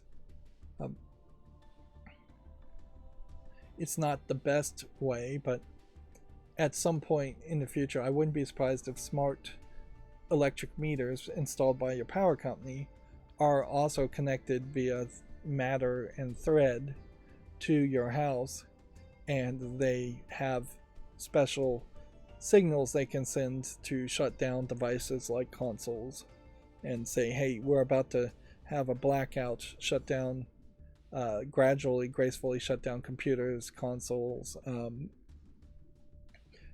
lower the temperature on thermostats, things like that. Which they do have systems like that, but it's all proprietary systems and really only focused on thermostats at the moment. Even gracefully, like putting a refrigerator in a protect mode could be very helpful to gracefully shut it down. But I don't want to get into a rant about smart home devices. I will say my smart ceiling fan, for as much as it should just work, has just worked. So I've had no real problems with it. Now it really is just a matter of hoping that because it's a Chinese product, it doesn't short circuit or burn out in an unreasonable amount of time, 6 months, a year, something like that. And I would heavily recommend it. The price is not terrible. I got it on sale for $150. There are cheap ceiling fans that I saw at Home Depot on sale for like $50, but by the time you add another $50 remote kit to it, you're back up to $100, and then those ceiling fans are just as cheap. But yeah, just having a remote and potentially being able to program something in the future is very useful, particularly in the case of my kitchen. My kitchen is just like kind of connected to the dining room, which is connected to another room, so it's 3 rooms that barely are kind of all open floor plan connected, So it's one giant room. And so it makes a lot of sense that the ceiling fan in the dining room should synchronize with the ceiling fan in the other room. There is no ceiling fan in the kitchen, obviously. And that's where something like a smart ceiling fan makes a lot of sense, is that if all of a sudden you have rooms that are connected and you'd like one light switch to turn on all the lights in 3 different rooms, or if you would like the fans to turn on that way, that's all. That's where a smart fan could be very helpful. Back to video games though, and I'm gonna go too long if I'm not careful here. A video shows a Ratchet & Clank PC port struggling to run on a PlayStation 4 hard drive. The game is a knockout from the visual perspective, according to the team.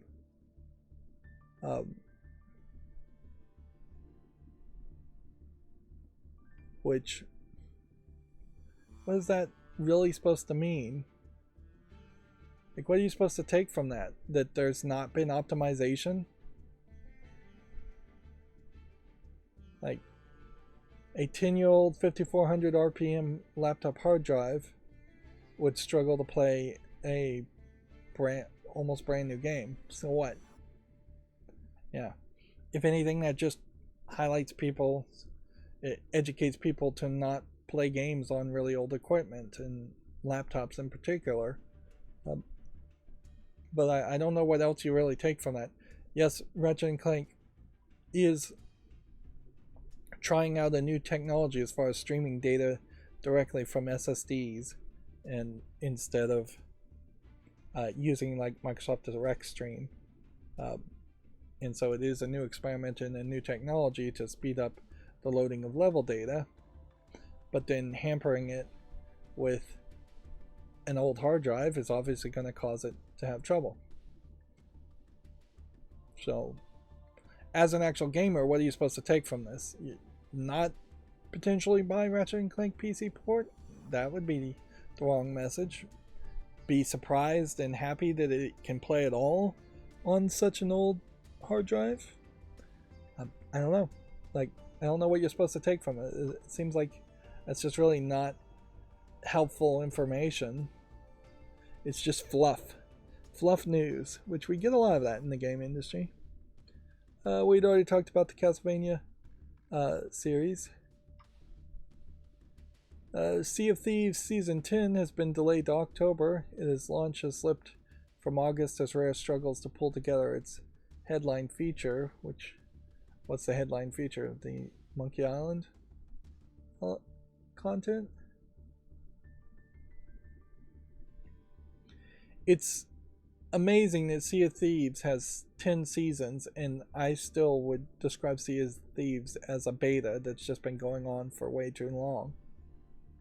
And honestly, I really feel like the only people that are playing Sea of Thieves are people that work at Microsoft. And maybe this is the thing. Maybe we'll see Larry Herb, Major Nelson, aka Major Nelson.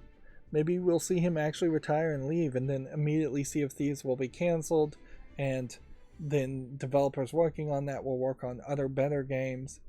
Potentially, there might be so many people inside of Microsoft playing Sea of Thieves that if it got canceled, you'd see productivity go up by a big amount. Also, that is speculation on my part, certainly. The pizza-scented controller we had already talked about, with a scent diffuser on the back. Almost certainly that would get you sick in the long run. Just smelling pizza all the time. It'd either get you sick, nauseous, or get you hungry. I wonder if there is any kind of therapy out there where you'd put pizza flavored scent diffusers or food flavored scent diffusers around anorexic people who would just not eat. It probably wouldn't help much, frankly. Most of these stories I think are going to be old, like Borderlands Echo Vision Live. We don't know really anything about that. Call of Duty Modern Warfare Elite 3 artwork and game logo maybe have leaked. An interview here with Star Wars Outlaw developers discussing world building in a behind the scenes video. Disney Speedstorm Season 3 will add Minnie Mouse, Lilo, and Stitch content next week. Also saw, not in Disney Speedstorm, but in a DreamWorks racing game, Shrek is coming back after 10 years of not being no new content, including Shrek happening. We talked about remapping keyboard keys to the controller. Noticeably, I don't know if you could go the other way and map controller keys to a keyboard input. I don't know if that would really help you too much. Anyways, let's see. We talked about Ubisoft not deleting accounts in the way that it was originally described. There is a report that alleges Roblox casino sites are letting children gamble millions of dollars. Almost certainly true. The site lets players wager Robux currency in luck-based games, and you buy Robux currency, so it's just a conversion from one currency to another. Blizzard is tweaking Diablo 4's menu as players are accidentally activating premium battle passes. Some are accusing the studio of malicious design. It sounded to me like you could activate a battle pass and then activate it again. And I'm not sure if you really would get a secondary benefit of having 2 battle passes over. I don't really think that's the only problem, though, with Diablo 4. I think inherently you have this air of negativity around Diablo 4 because as a game, it's not blowing players out of the water. It's not a fun, great experience that would have people overlook all the microtransactions and all the resetting of characters and battle passes and season resets and just content that's perhaps grindier than it should be and just not that interesting narratively. What you would have wanted to have happen is Diablo 4 would have come out, and then by this point you would have had players talking about either the first boss or even the last boss in the narrative storyline elements.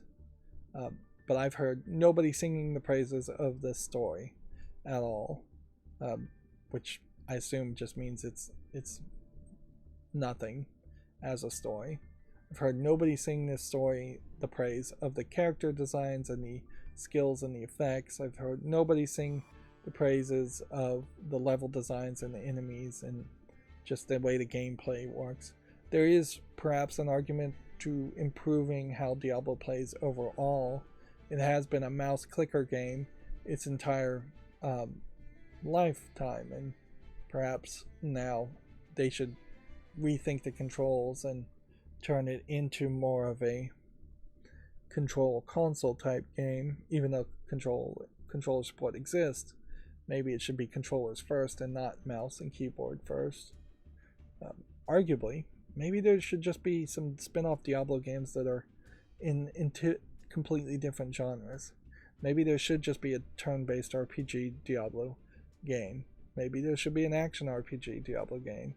If all of a sudden Diablo games were like Final Fantasy games, that might get a different audience. Maybe there should just be some spin-off Telltale style narrative stories told around Diablo. And one could hope that maybe they would do more with their IPs once Activision Blizzard is owned by Microsoft, but I wouldn't be surprised if they really don't do anything more and will have a Diablo 5 come out some years in the future that is poorly received as much as Diablo 4 seems to be poorly received. Here's that story I was talking about. Shrek is making his console comeback after 12 years in DreamWorks All-Star Kart Racing. The Swamp Dweller hasn't appeared in a console game since the Xbox 360 games. What's funny is that there's a Disney Speedworks kart racing, and there's a DreamWorks All-Star kart racing, so real name confusion there. I guess maybe Shrek has been in other animated things in the last 12 years. This does create a weird situation, certainly, as to do you want to play the DreamWorks Mario Kart ripoff or the Disney Mario Kart ripoff? I would say, at least looking at this, the DreamWorks kart racing game visually looks more appropriate compared to the Disney one, where the Disney one had all the Disney characters in racing outfits and generically looking realistic racing cars, where clearly Shrek is in his just usual outfit, and this is something Shrek would build in the swamp. So I definitely would lean, depending on the microtransactions and the monetization, towards DreamWorks All-Star Kart Racing. Doesn't have a link to anything yet. Nope. Still no real information. Armored Core 6 gameplay video shows 13 minutes of the game in action. I wish I had more time to watch these trailers, but I don't. This is a mech game, flying around in a mechanical suit. Which, if you could do it well and you can control it well, a mech game should be an amazing concept. Every now and then there should be an amazing concept around a mech game. But so far, controlling mechs has always been very clunky because you're just controlling these flying units that have too many degrees of freedom and too many button presses potentially to have to press. If anything, the difficulty in flying a mech, as talked about in almost every mech anime, is too accurately connected to the difficulty of flying a mech in video games, when it really should be a lot easier. At a certain level, this is just basically Star Fox too, from the looks of it. You're flying around fighting a giant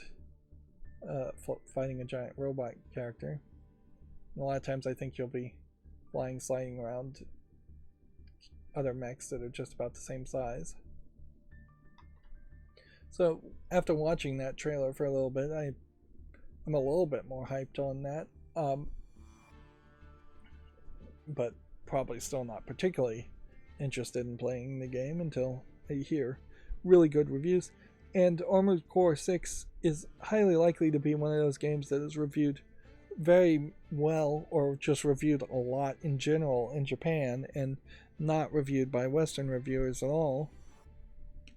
Moving on, Starfield animated shorts offer a look at 3 of the game's major cities: New Atlantis, Aquila City, and Neon Feature in the latest trailer. I guess the question to ask here, if you're going to compare this to Skyrim, is how many major cities were in Skyrim. I would say you have the central city that you always reach at the beginning of the game, in the middle of the map.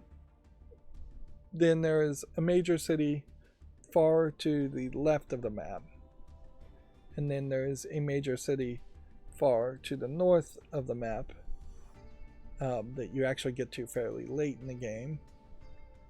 And then there is at least one central city far to the right of the map. So there's not perhaps that much of a city south of the map. Instead, there's just kind of a major mountain, but it's not really a city.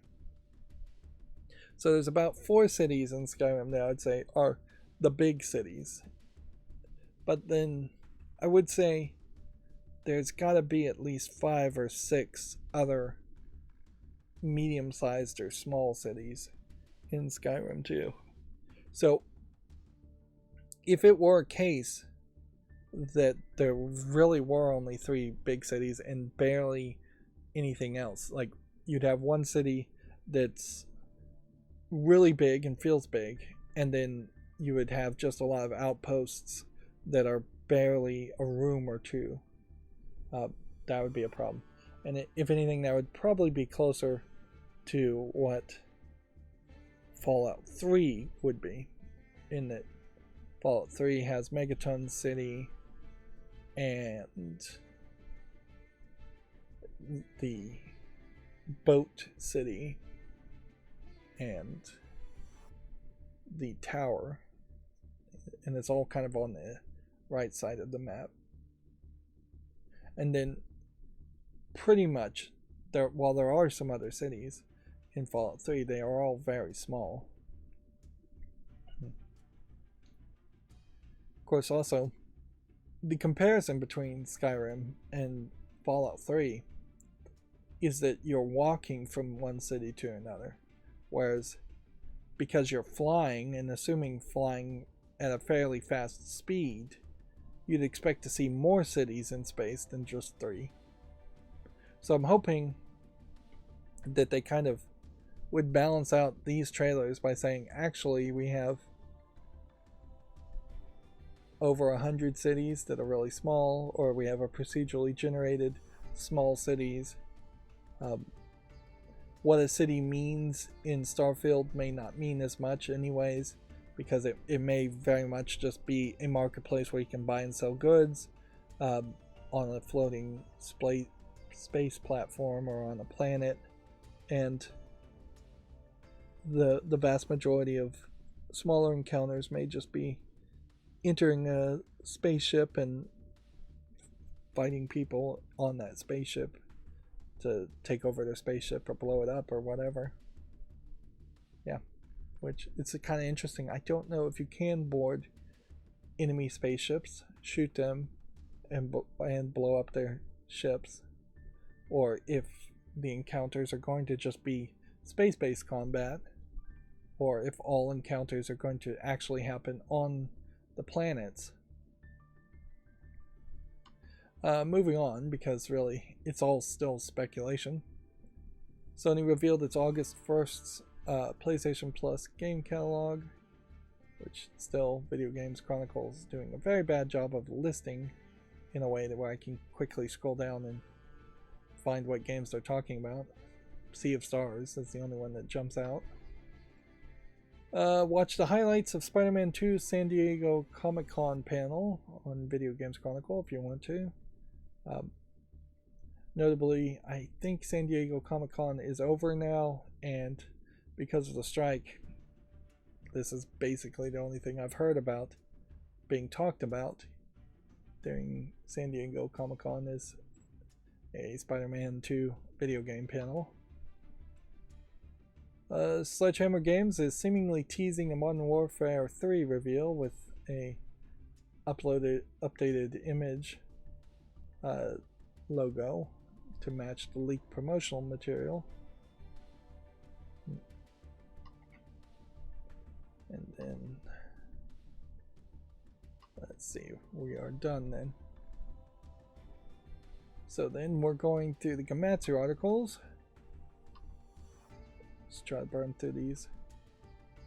Some of this we had talked about. Rise of the Triad Ludicrous Edition for consoles delayed to an unannounced date.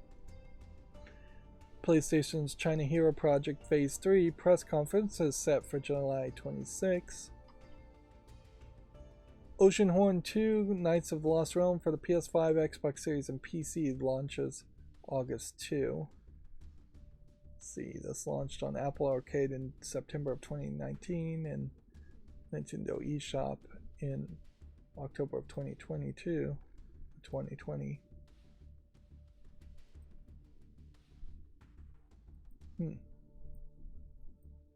I guess the question definitely to ask here is there an Oceanhorn 1 on Steam? Let's see if we can find that.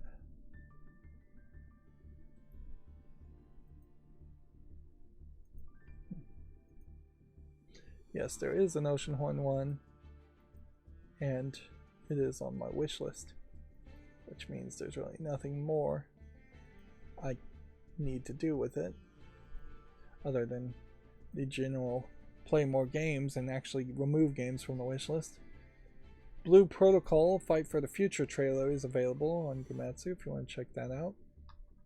I'm still looking for games, and Blue Protocol may have been one of the ones mentioned as far as replacing mobile games, replacing Destiny Child once it ends in September. Yeah, there really aren't a lot of good suggestions. Nothing as far as if you're looking for lewd anime waifus in a collectathon game. Like, you can get somewhat close, but nothing that goes as extreme as Destiny Child was going, or nothing that's quite in that same style or that same style of gameplay. I would hate to potentially try and replace it with something with a drastically different art style. But also, I would say the gameplay is going to be a big factor too. If the gameplay is not easy and easy to automate, I really just don't have the time to play it. NIS, Nippon Ichi Software, or Ichi Software, depending on how you're going to pronounce it, has its summer 2023 greeting card teasing a new game announcement. Says coming soon. What could you possibly take from this, though? It really doesn't seem like anything that I recognize at all. So leave it at that, I guess. New game announcements are like Disgaea 7, Disgaea 6, Destiny Connect, Closed Nightmare, The Witch and the Haunted Night 2, Labyrinth of Refrain, and Disgaea 5. These were all games that were announced in the past during the summer, which I guess gives you some hint, perhaps, but I'd have to assume it's not a Disgaea game from the looks of it, which would then just be potentially Destiny Connect 2 or Closed Nightmares 2, or The Witch and the Haunted Night 3, which I don't know any of those games and don't care to really click on it. Instead of speculating, it's probably easier just to wait until a proper announcement happens instead of wait for the tease.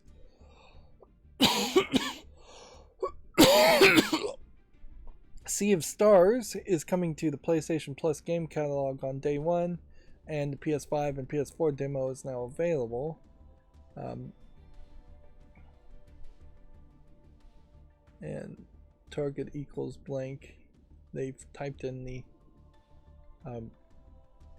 wrong HTML code here. This game, Sea of Stars, looks fairly well polished for kind of an 8-bit. I would really call this more of a 16-bit RPG game, not an 8-bit RPG maker style game. So we'll make a YouTube short on that. Armored Core Fires of the Rubicon gameplay video we already had looked at. Starfield, the Settlement Systems, an animated anthology. We're calling it an anthology instead of a trilogy, so there could be more. Although I feel like it is probably a bit of a waste to have third-party people animating in a completely different style a trailer teaser for the game. If you really love this story or this animation style, that's just not what you're getting when you buy Starfield, so it's going to come off very much like false advertisement. And if anything, I generally just don't agree with the idea of hiring third-party animators to try and promote your product that's just not going to look like that. Even in anime where you have different animators making the intros and the outros, the credit sequences and the intro sequences, that always feels very weird and a little bit off character model when it happens. And it feels like you're potentially spending a little too much on your budget for the credits and the intros in anime instead of just spending more of your budget for the actual episodes. Moving on, DreamWorks All-Star Kart Racing has been announced for all consoles and PC, which don't have a link to a Steam page yet, apparently. Let's see. I actually would like some more information here, so I may spend a little bit more time. Now, part of the problem I would say here is you are going through a collection of DreamWorks characters that kids probably don't care about these days. Which, that could be a major problem. But there really isn't any group of characters outside of Mario that people would actually care about. Like Shrek, Poe, Tigress, Boss Baby, Puss in Boots, Hiccup, I don't even know who that is, Astrid, don't know that. 20 carts, several different locations, secret pass. Nothing here talking about microtransactions or monetizations, and a fairly low price. Deluxe Edition gives you the full base game and 2 exclusive characters in their carts, Master Ogway and Wolf. But yeah, if there's no microtransactions here, that might be fine. Of course, it might also be a big problem if there was no multiplayer here. So, yeah, there's a lot of things here to wonder. Remember also, I have put my tinfoil hat conspiracy thought into Major Nelson, Larry Herb, being in charge of DreamWorks or some department of DreamWorks once he leaves Microsoft and Xbox, being in charge of Xbox. And that is because he changed his background image to have a moon on Twitter. And so I am definitely going out on a very far limb to guess that he might be in charge of DreamWorks games or DreamWorks in general because of that. Which really wouldn't have too much of a connection to this, because I imagine this will come out before that announcement happens, if it were to happen. Yeah, I definitely wish there were more interesting characters to have in a Mario Kart ripoff game, but even the Disney game has that problem where even the Disney characters aren't that interesting. Meanwhile, DreamWorks Trolls Remix Rescue has been announced for all consoles and PCs. This also from Game Mill Entertainment, so Game Mill seems to be the people in charge of making these games. I can see a Trolls game working much better than a Smurfs game at this point. But even at that, they're so late to the party as far as Trolls games compared to the Trolls movies that it is going to be a bit of nostalgia even for young kids if they want to play a Trolls game.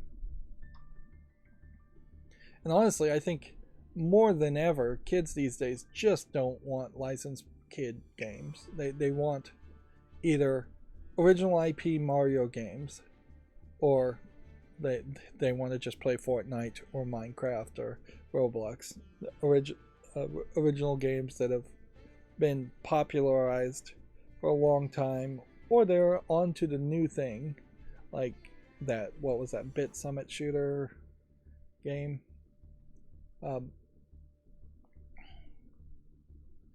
Quantum Error has canceled its PS4 version and added a PC version.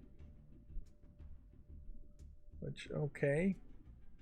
The weird part about this, though, is I don't know if I've ever even heard of Quantum Error before. Team Kill Media. It's also a company I don't really recognize.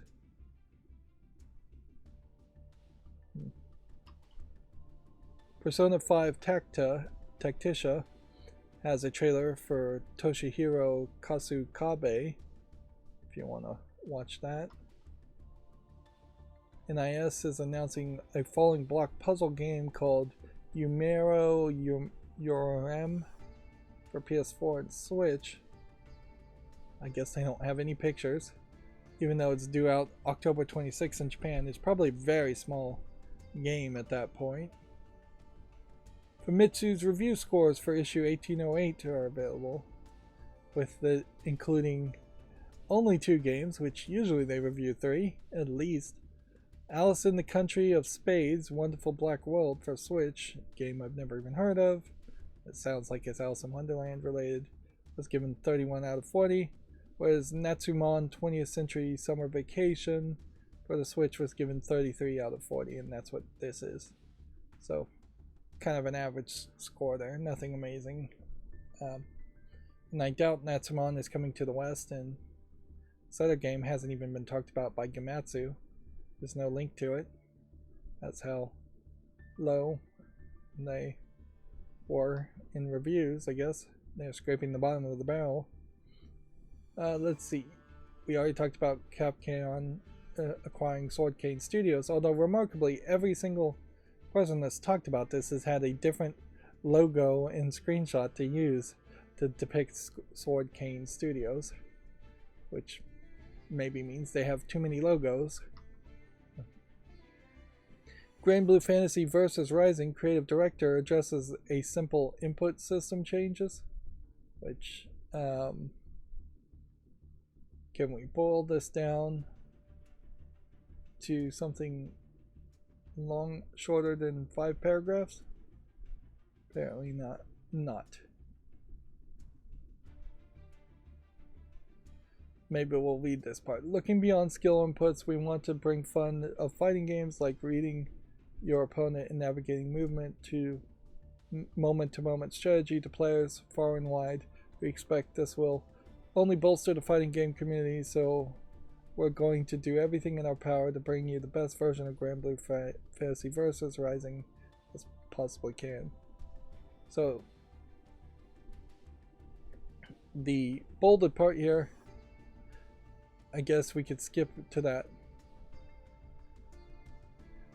Grand Blue Fantasy was the perfect game to dare such game design. We wanted to diminish the hurdle as much as possible. We've made it possible to disable technical inputs in the settings. So they've made it so you could be a worse player and still somehow succeed. Inherently, fighting games always do push against the skill wall more than pretty much any other kind of game.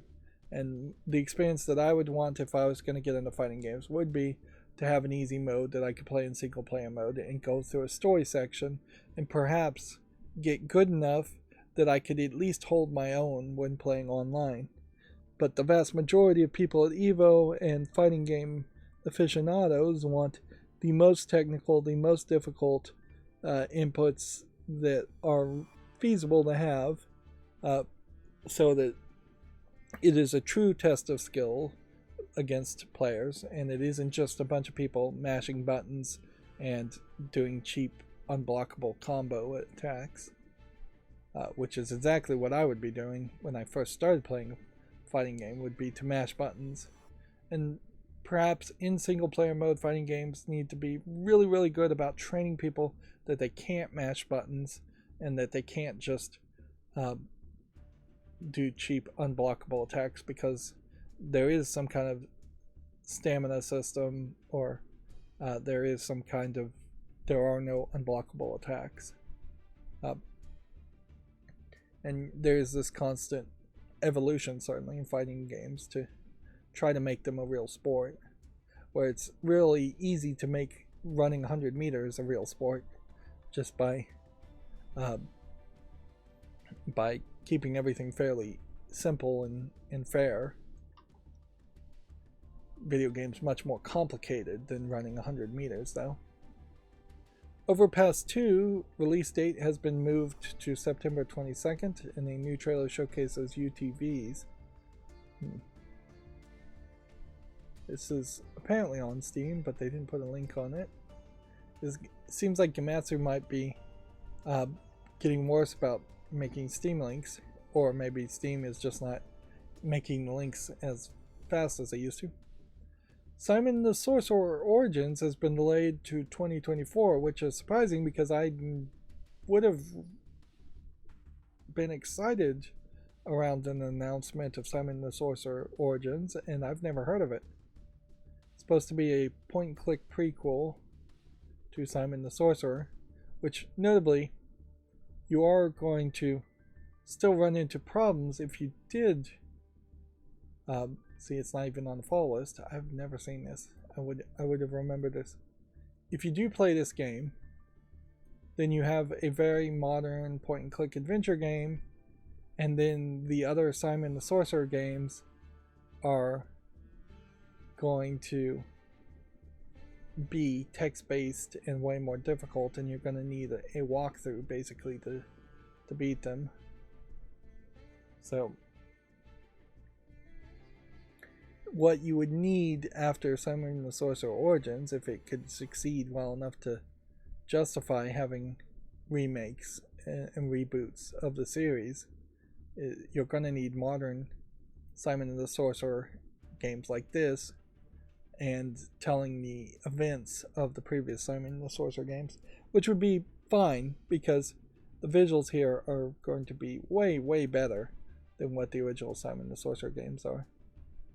And then there's this also Willie Morgan and the Curse of Bone Town point-and-click adventure game that was being recommended from 2020. So seems like this might be the same developer or publisher. So they maybe the same publisher. Well, I will say it is fairly exciting to hear that Simon the Sorcerer Origins is being made in the first place. It's disappointing that it's been pushed back, although inherently things being pushed back aren't even really that big of a problem because it just means the game isn't going to be released in a bad state, or it has less of a chance, one hopes, to be released in a bad state, in an unfinished state. Which notably, while we have had some terrible games come out this year, I don't know if I can think of one that came out in an unfinished state that got any more finished. That like Forspoken game probably was in an unfinished state, but it wasn't given any more polish to it. And honestly, I would have struggled to think of even the list of games that have been released this year so far. Is the Terminator Resistance coming to Xbox Series. I don't know if this is PC, if it has a PC version. From the looks of it, it seems like it doesn't. But I kind of thought that there was a PC version. I'm gonna research this later and see if I can find something. A game called The Cosmic Wheels Sisterhood launches August 16th. It's a narrative adventure game priced at $17.99.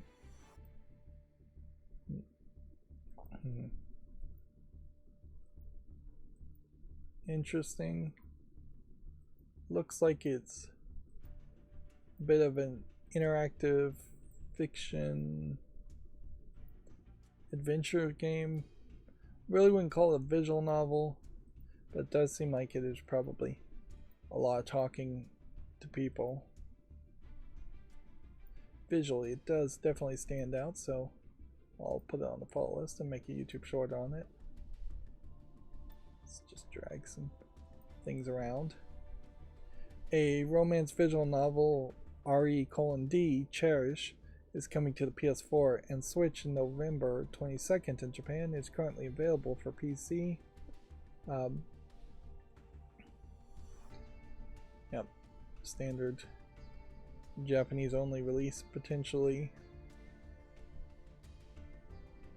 Yeah, it says it's on PC, but it's not saying where. Available on PC.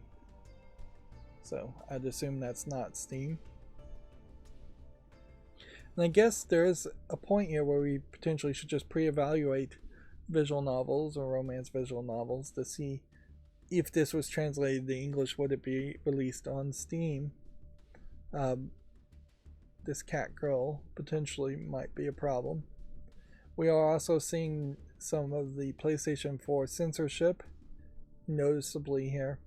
You have a much taller version of the image with red chairs showing the underwear of this anime girl a lot more, and there's perhaps even more leg being shown here, leg and thigh, compared to this version, which puts the logo right over that to hide it all and stretches and skews everything to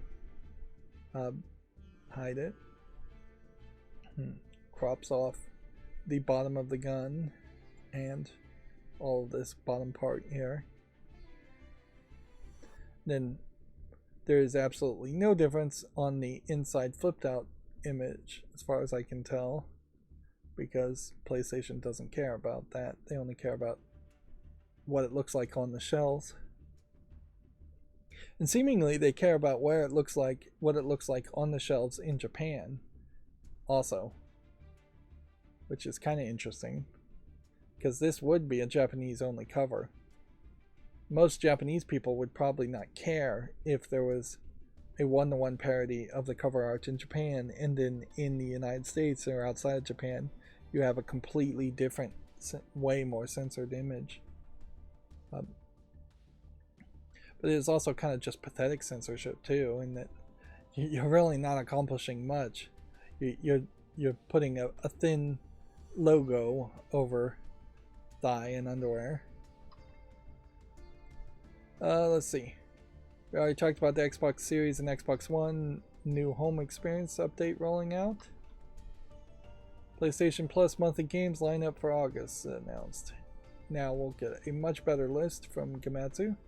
Death Store, Dreams, and PGA 2K23 available between August 1st and September 4th. Way easier to read than trying to figure it out through Video Games Chronicle. Fashion Dreamer launches November 3rd in the West, one day after the Japanese release. Is this a mobile game? No, it's a Switch game. Now, I would say this is getting more into the 80s anime style, which I've shifted my description of anime styles back a few years. And I would say, yes, this is probably 80, 85, 86 type style.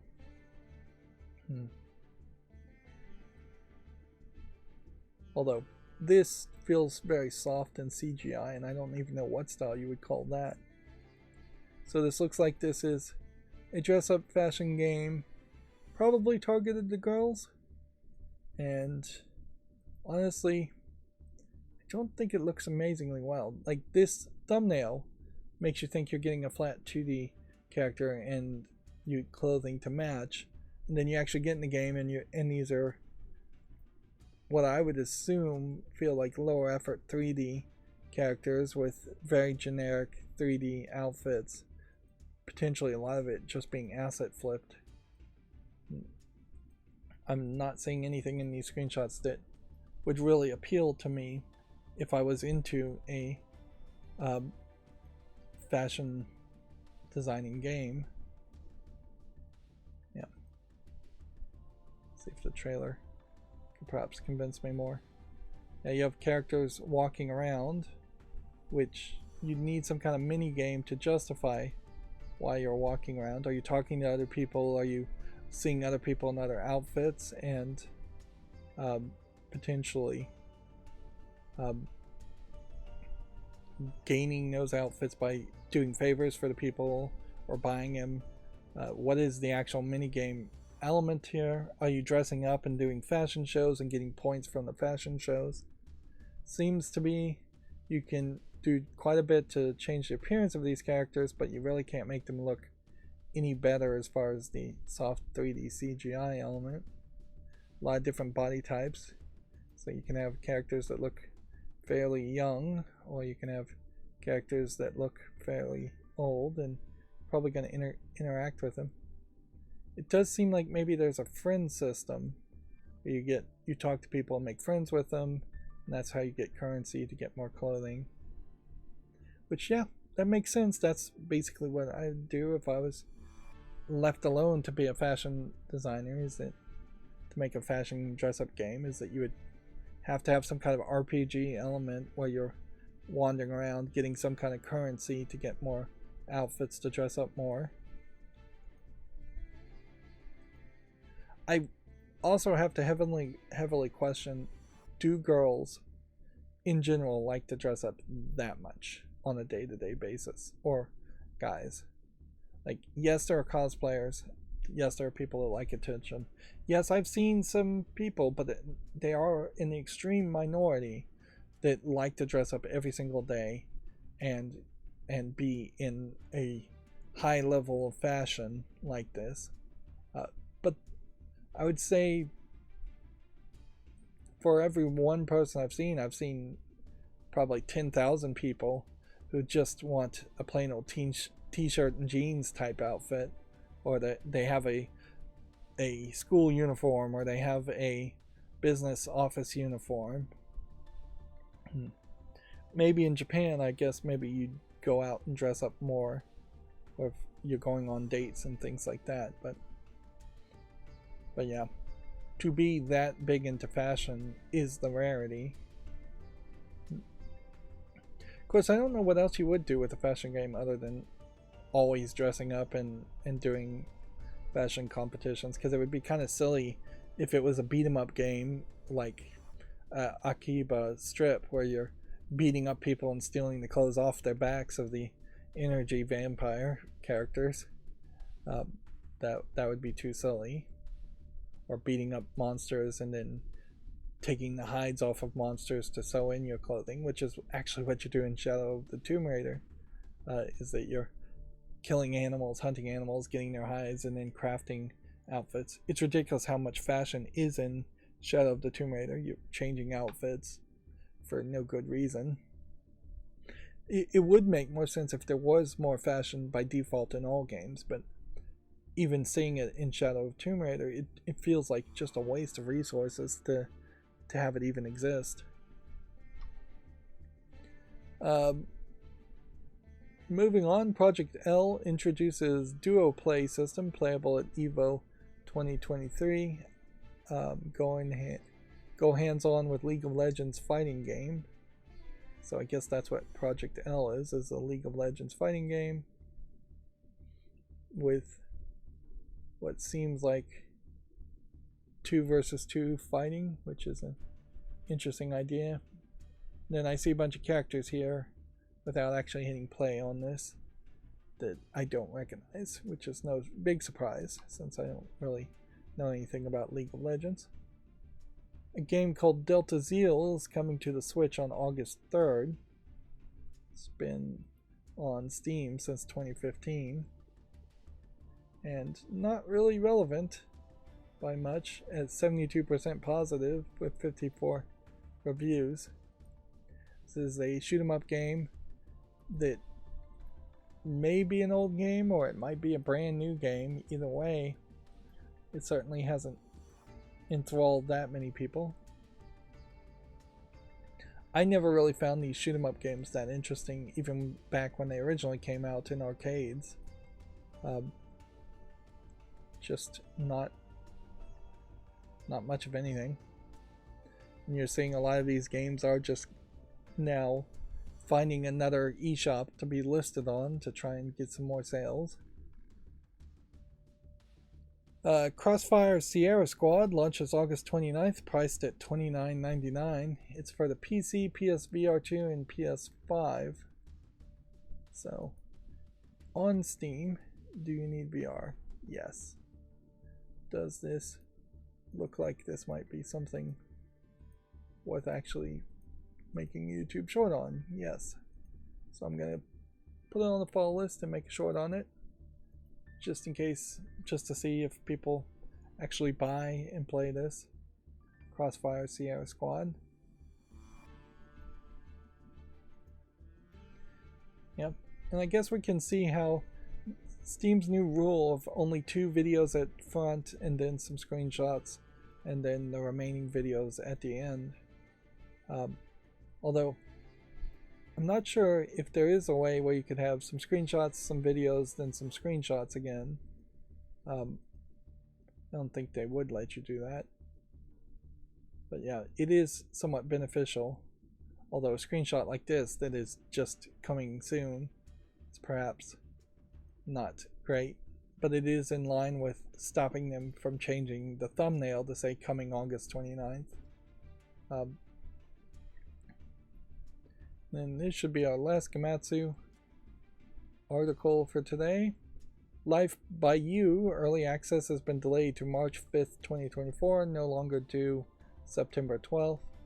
This feels maybe like a Sims game. I feel like I vaguely recall this being announced. That guy looks rough. Yeah, this is a very rough guy to be talking directly to screen. I assume it's a guy. But yeah, the hair, the face, the wrinkles, even the shirt. This is one of those cases where you need to pull that camera back. Yeah, even pulling it back just a little bit helps, but maybe get some distractions on the side. I wonder if this is a one-person programmer. But yeah, in a professional setting, at least get your hair less scraggly.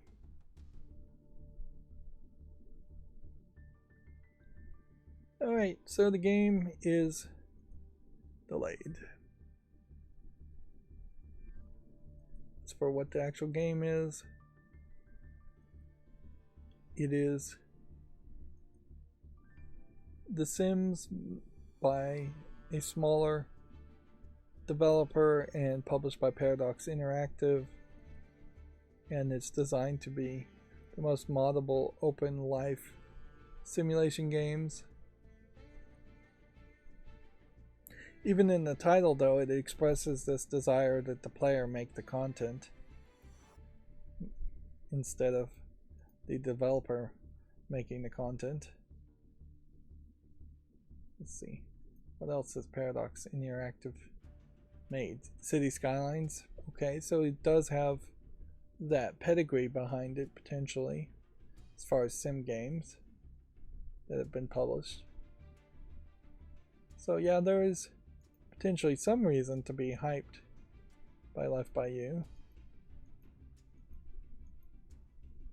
Although inherently, Sims games in general are a problem. Like, they never really make a lot of sense to me. Seems like you can use crafts here to have different levels of dialogue and interactions like that, but I'm not sure that's anything more than interactions and talking. I don't know if it's actual movement or other things that could be moddable. And I don't know if this is a case where you're actually modding your characters to interact with other NPCs, or if you're making NPCs that the player character would interact with. But noticeably, they are not doing the Simlish gibberish talk. There's real dialogue here popping up. Moving on to GameDeveloper.com articles. We'll probably burn through these fairly quickly. Let's see, we had already talked about the potential Immortals Phoenix Rising sequel being canceled. The Ubisoft account purge. What game is this? Just Dance? Like, what game is this then? What game is even this?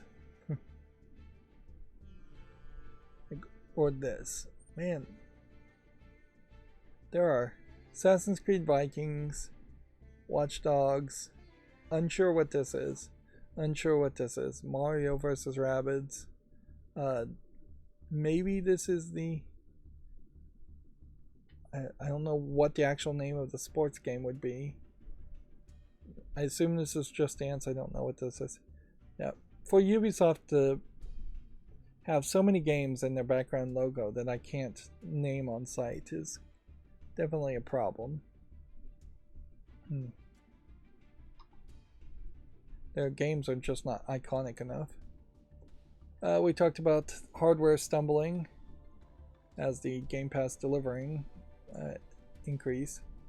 At a certain point, though, this desire by shareholders for increase every quarter, no matter what, has got to stop. We've got to have some form of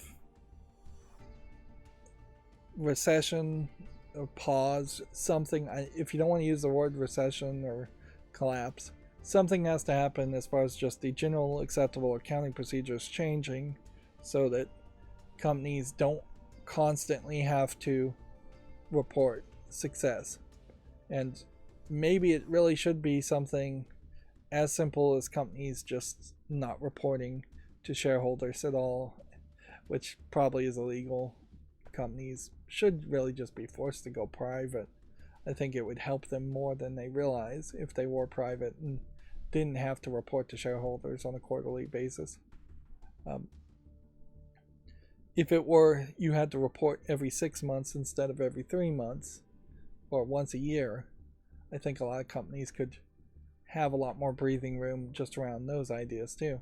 Although at the moment it seems like companies are just increasingly starting to fudge the truth a little bit and just straight up lie to shareholders too,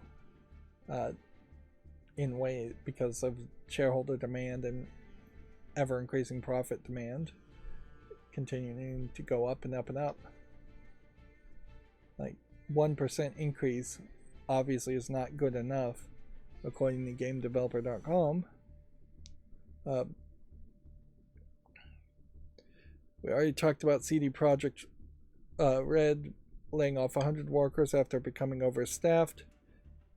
It doesn't really seem to me like there's a way you can be overstaffed if you're running your company well, particularly by 100 people.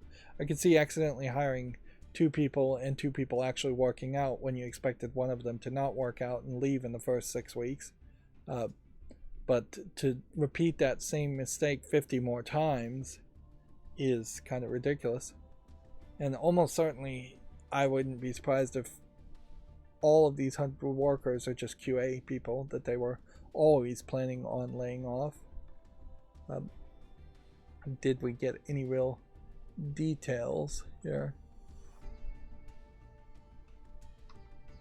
No, I don't think we did. We talked about Capcom boasting consistently strong mid-2023 quarter. We talked about Sword Canes being acquired. We talked about Microsoft integrating Vimeo. I thought it was stupid for them to really bother, but having read this article, which is a great testament to actually reading articles instead of just reading headlines, it actually makes a lot more sense if Xbox has not really had any other option to pay for things other than buying gift cards and PayPal. Really, Xbox needs other options, though. And then Quantum Error dev canceling the PS4 version we talked about. And so that should bring us to the Steam follow list cleanup now, with the auto blur enabled. Everything's just reloading because of the crash.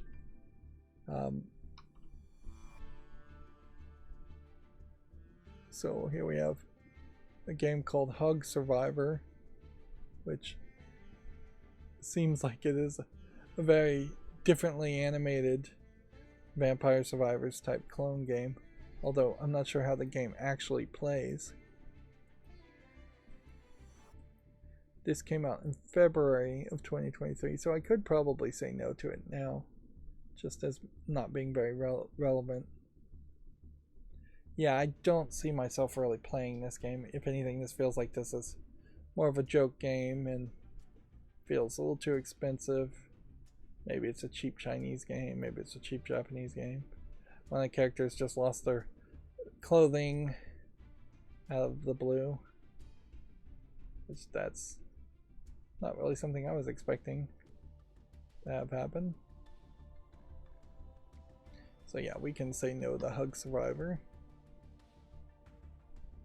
Let's see, we have a game called Hubris with patch 2.0.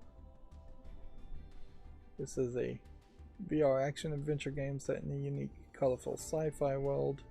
With when did patch 2.0 come out? I don't know. It kind of doesn't matter. It does look like a good VR game that's actually been well reviewed though. So I have to leave this on the fall list until I just decide I'm going to get rid of all VR games, which I'm not ready to do that. Halloween Hero. Let's see. Trick or Treat, about a mischievous pup trying to score candy. See how this actually plays. It looks a lot like Costume Quest in a 3D environment compared to Costume Quest, which is in a more top-down 2D environment.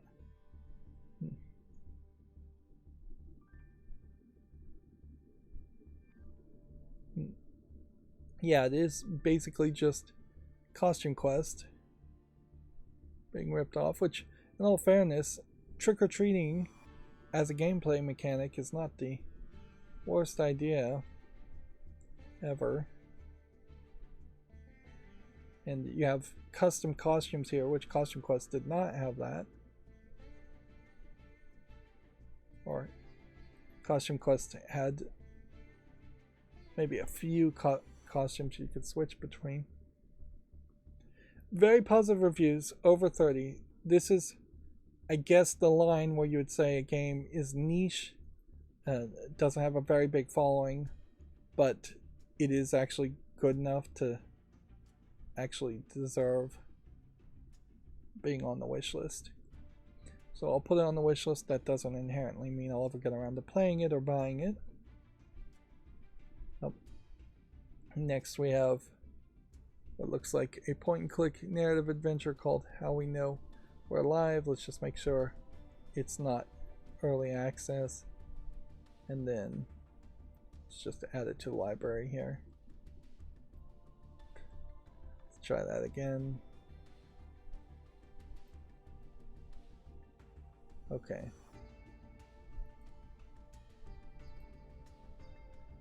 I guess I can't add it to the library at the moment, so we'll just add it to the wish list.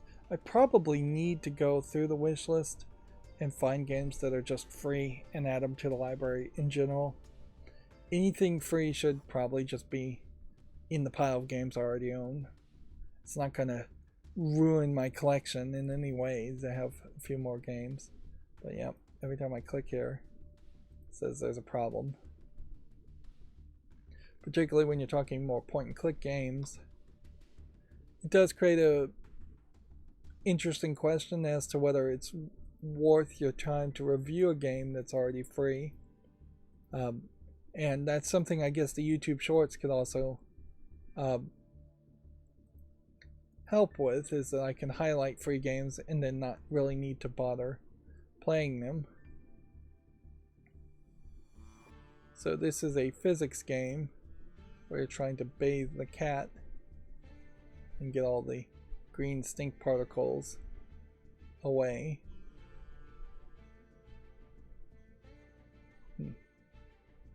Well, that doesn't look terrible as an idea, so we'll put that on the wish list. Here we have a game called Hover Riders from 2022, which is just not relevant enough, so that can leave. Let's see, next we have a horror game from February of this year called House of the Soul, which has only 5 reviews.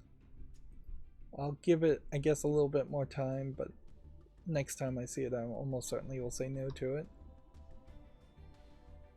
And then we have House of the Ghost from 2022, which we can remove that. Just looks like a horror asset flip type game, or just a generic bad horror game.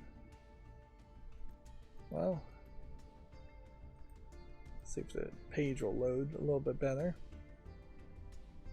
We have a game called House Builder that a lot of screenshots don't want to load on.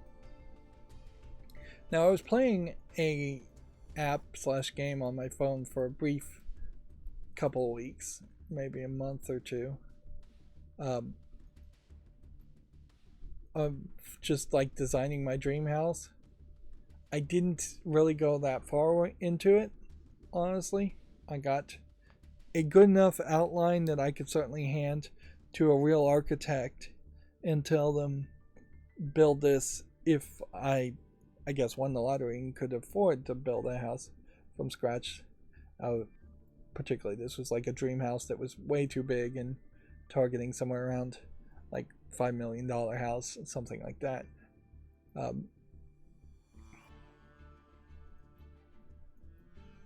This looks interesting enough as a game, but I would probably not spend too much time on a game like this either. The actual grinding elements of building a house, I think, might get very boring fairly quickly. And the only people that I've seen have played games like House Flipper have had to, on YouTube, do significant amounts of the gameplay off screen. Just edit it down to a walkthrough of your final product after spending hours and hours playing the game. So you really have to enjoy the idea of building a house in general. And the way you're building a house here is probably not too different from the way you would just remodel a game in House Flipper. Or potentially this is actually way more work for less reward than House Flipper. But whatever. It meets the requirements by far. So it can go to the wish list.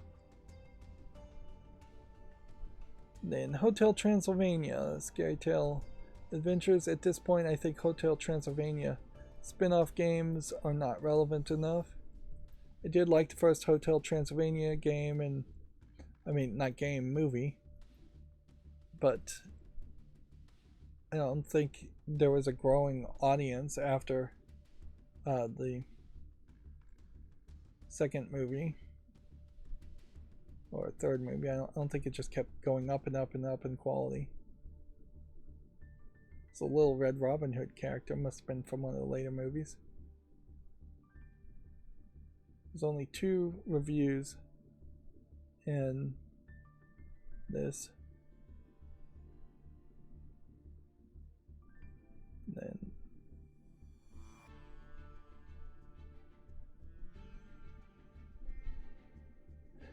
seems like all the reviews are fairly high, but this one has been refunded, even though it has a thumbs up. Yep. In general, you would think that the relevancy element of having to have 30 reviews would only affect small independent games, where this is a movie license game that is big enough that it should have gotten more reviews. Arguably, this might also be a game that plays and sells very well on the Nintendo Switch and does not sell at all in PC. But yeah, and that's something we'd like to see improved too, is that it would, with the Steam Deck in particular, we'd start to see more kids games being played on PC instead of on the Switch exclusively, or even on Xboxes and PlayStations. Looks like it's basically a 3D platformer with some beat 'em up elements, which is a very basic concept that you kind of want to try to avoid for a kids game. But yeah, the main problem here is Hotel Transylvania. Sorry. Hopefully this hasn't been blurred the whole time, but it probably has. The main problem here is you don't want, there's just no relevancy around Hotel Transylvania. So I'm going to take that off the fall list. And then our last fall list cleanup for today is Hotel R&R, which is it in early access? Nope, but it is VR dependent. It's a Rockstar simulator, which means you just destroy everything around your hotel and you're just destroying your hotel in VR, which is not the worst idea for games to have basically asset flipped content and descriptions of things and then let the player just destroy it just to get your jollies off or work on frustration. The destruction games. Blast Corps was a kind of destruction game for the Nintendo 64 where you were destroying usually bridges and bigger things. There's a lot of variety of weapons and things to break.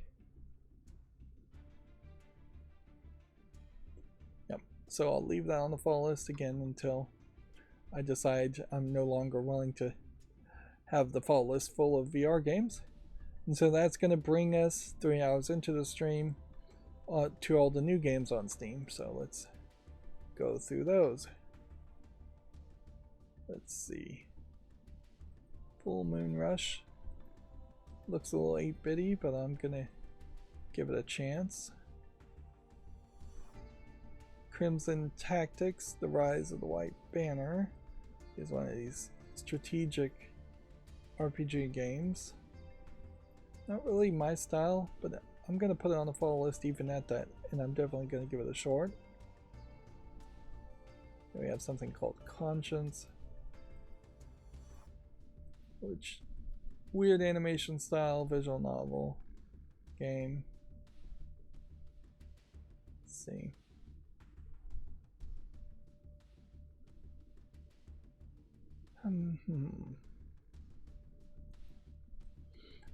I guess I'm just going to be very generous today and give that a chance too. Then we have our first adult game called The Traveler, which I have to applaud simplistic names that aren't explicit. It's a 3D CGI game. Looks like there's some animation and movement to it. Now, one of the things I was questioning here is that the screenshots on some of the adult games in the last stream are oddly not explicit. And once again, we kind of have that issue where the first few screenshots here, this is actually a very nice 3D model of that lady. Nothing explicit to start here at the beginning of it, but then you eventually get to screenshots that are explicit. So perhaps there's some push-pull happening where they are trying to put the adult screenshots at the end on the backside of non-adult screenshots. Overall though, it seems to me like this is probably still just a visual novel.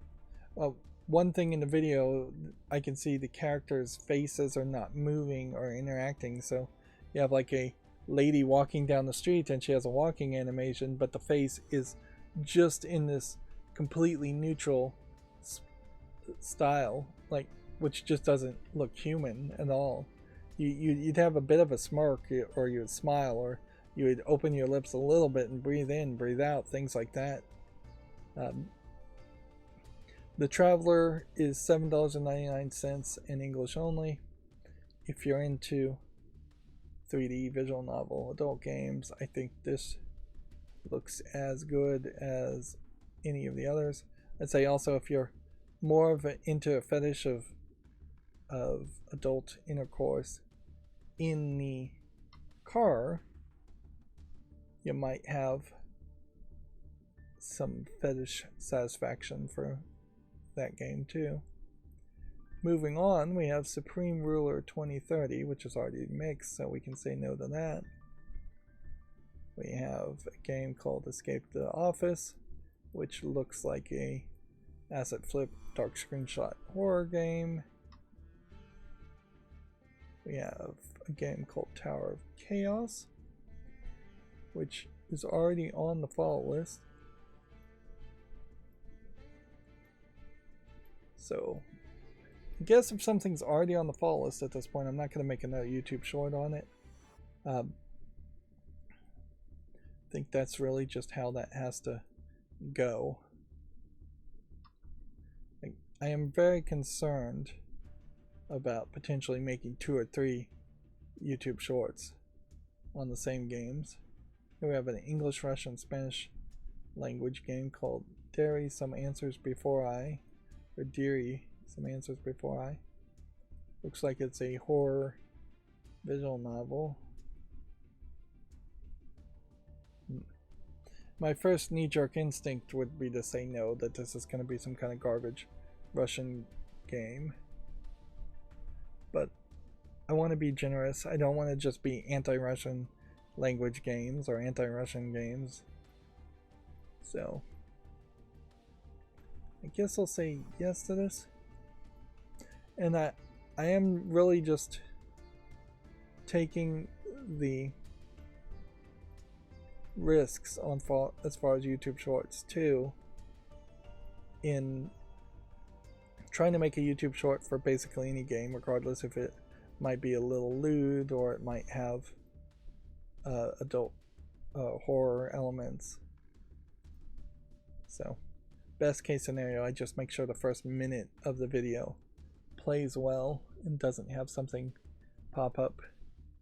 I've still never had a YouTube short like demonetized or flagged in any way, and YouTube shorts I still think are getting enough views that I imagine the algorithm might be looking at it, but I wouldn't be surprised if YouTube has a very different algorithm looking at YouTube shorts or not looking at YouTube shorts at all, and they just say, well, whatever, we're not going to actually monitor this content since it's only a minute long.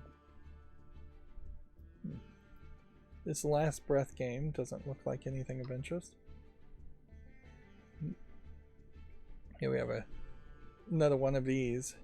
If anything, this feels like this is becoming a genre in itself, which it has been fairly long since we've seen low effort game developers just all follow one bandwagon and make genres. This looks to me like it is stuttering even in its own footage, very possibly because there are multiple players playing.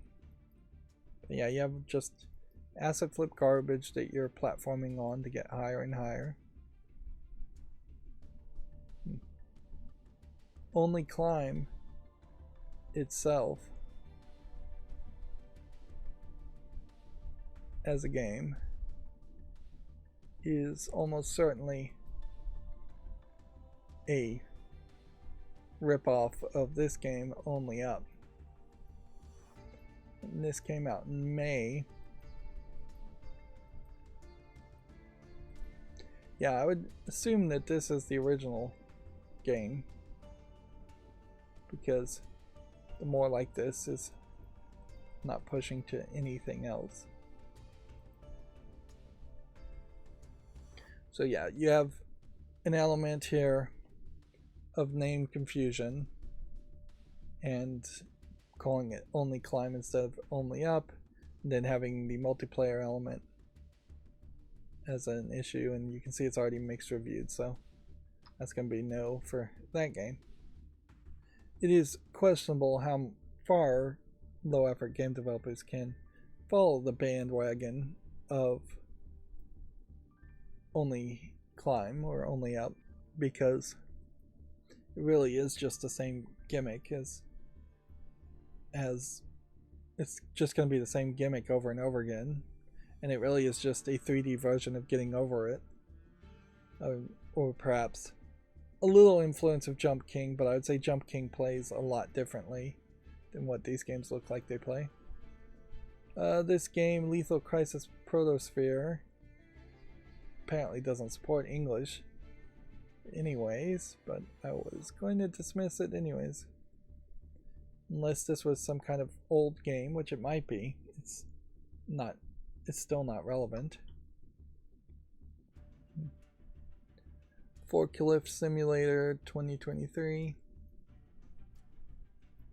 Now, arguably, there should probably be real forklift simulator apps out there to teach people how to drive forklifts. But I don't know if that really is what this game is about. It looks kind of boring, so I'm not going to make a YouTube short on it, but I will follow it just to see if I get surprised by it. In reality, any game that's simulating part of doing a job is going to be fairly boring. A herding game, I feel like there had already been a herding game.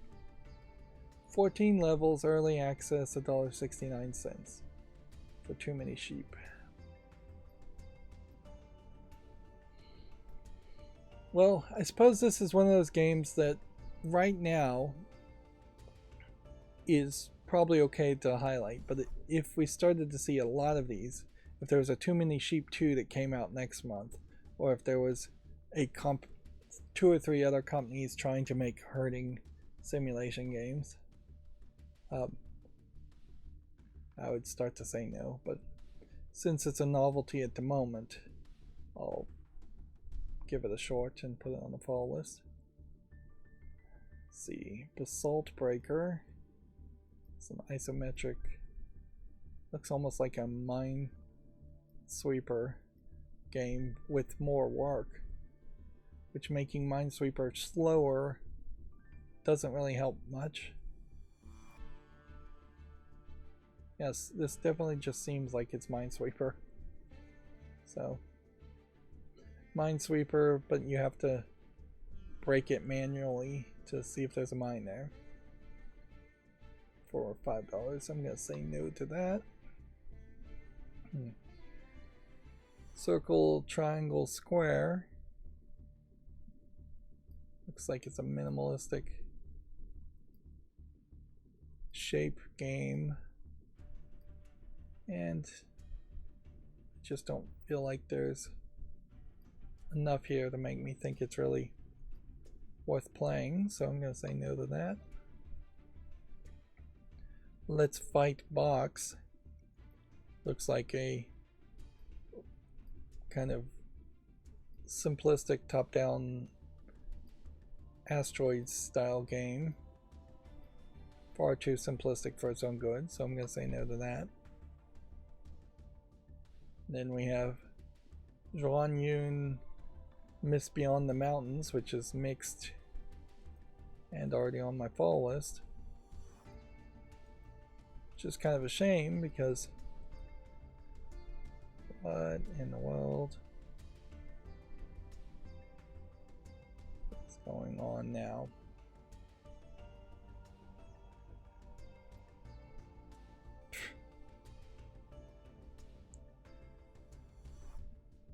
I don't know what just happened there. Like, the chat is all white.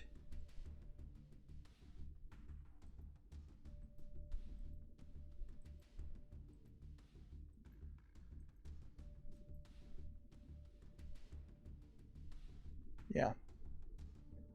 Seems like the chat crashed and the tab crashed.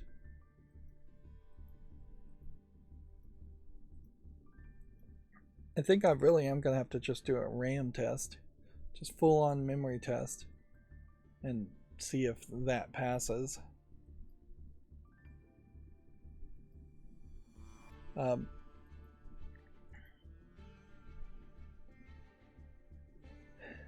Well, anyways, back to Zhuan Yun Sword, Mist Beyond Mountains.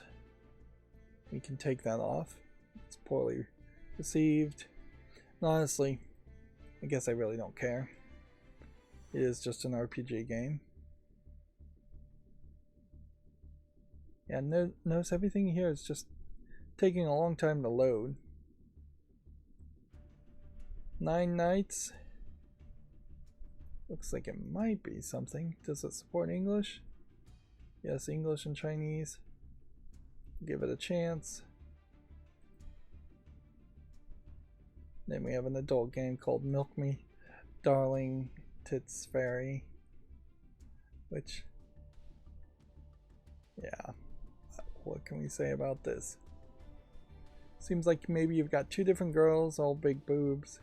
Seems like you're mostly just having intercourse with them and putting them in a leg spread position and cheap, bizarre outfits.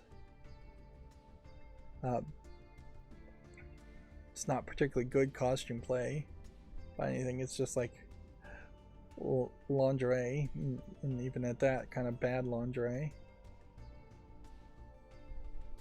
It says in the description, all characters are 18 plus and no characters get hurt in the game, which I could see some people definitely being happy to hear that. Like, there is a fairly high prominence of bondage and masochism and sadism, where the fictional characters are fictionally being hurt, and I could see some people being turned off by that. Overall, though, the game is $2.24. I have to remind myself to say the price. It's English only, and it does seem to me like it is mostly just a simulator game. Seems like you're manipulating these 3D CGI ladies in different ways to raise up stats. The backgrounds look poor, the animations look repetitive, the other items in the room look poorly animated. So yeah, definitely not quality enough to bother to even put on the fault list. Here we have a game called Bullock Mayan Warfare,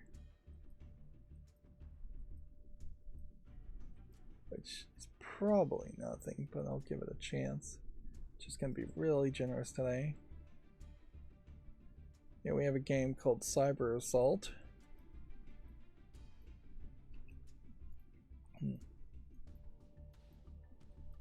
The weirdness at this point is it might very well be, if there was something wrong with my computer, might be time to prematurely buy a new computer than it would be to try and fix it. Just buy an all new motherboard, get an Intel motherboard instead of an AMD motherboard, just because of a hopeful lack of bugs on Intel processors and CPUs, and buy a whole new video card. Can I afford any of that? Not really. But I've already had a major problem fairly early in this motherboard, in this computer, and the computer is probably at least 3 years old, if not 4 or 5. So it wouldn't be the craziest of thoughts. We're looking at a game called Portal Dungeon, side-scrolling roguelite. I'll give it a chance. But before I do anything, I should actually try and test the RAM and just make sure it's not something fairly simplistic that could be fixed. Murder at the House doesn't look like anything of interest. Dreaming Chicken looks like it is the idea of climbing up, or only up, but this time with soft CG, soft 3D, low polygon objects. And you're playing as a chicken. Now, noticeably, a chicken has more of a way in which it probably could float downward if you started to fall to save you. So there might be a real benefit, if you wanted to play one of these games, to play the game as a chicken so that it could save itself and float downward and not lose all progress. That being said, I'm still not really sold on these types of games in the first place.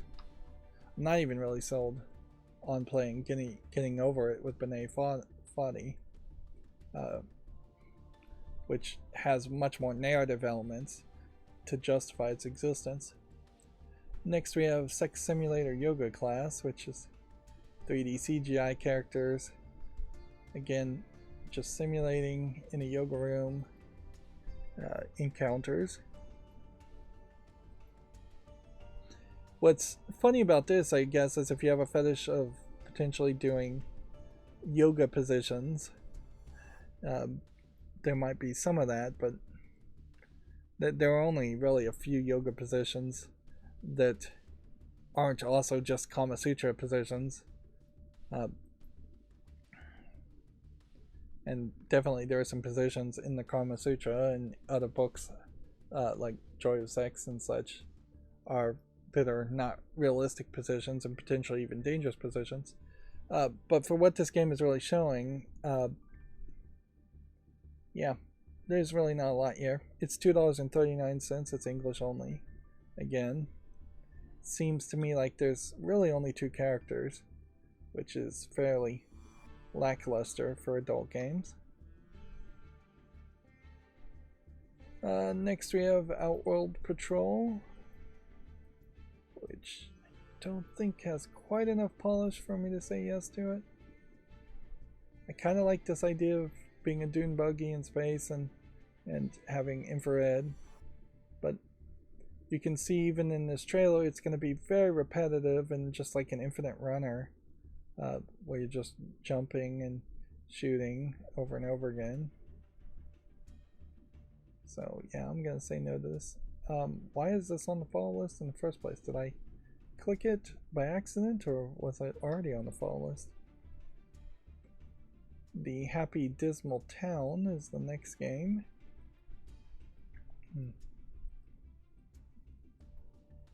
Yeah. That doesn't look like anything. Let's see. We have the Super Intern story.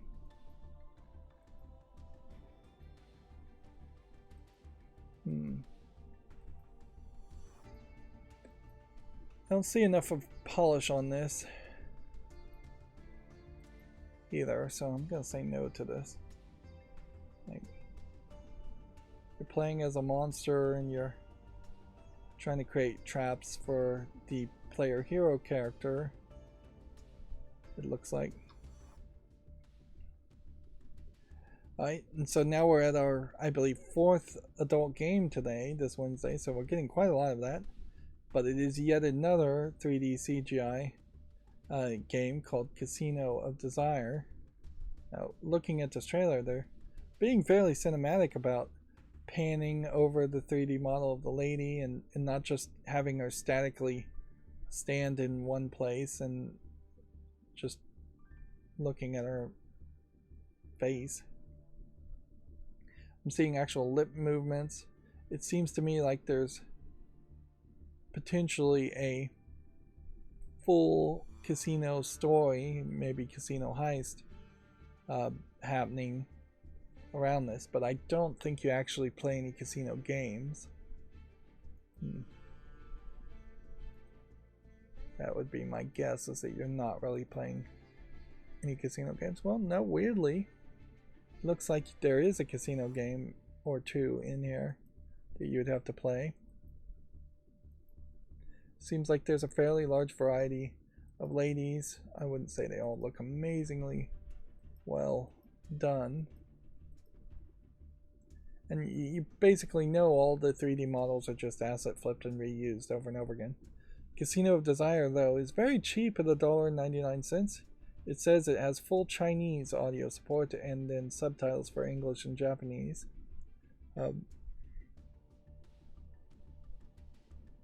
It does say that you have to be good at gambling to potentially finish your mission, which I assume means finishing the game. So I would heavily suspect that there's not really that much content in the game overall.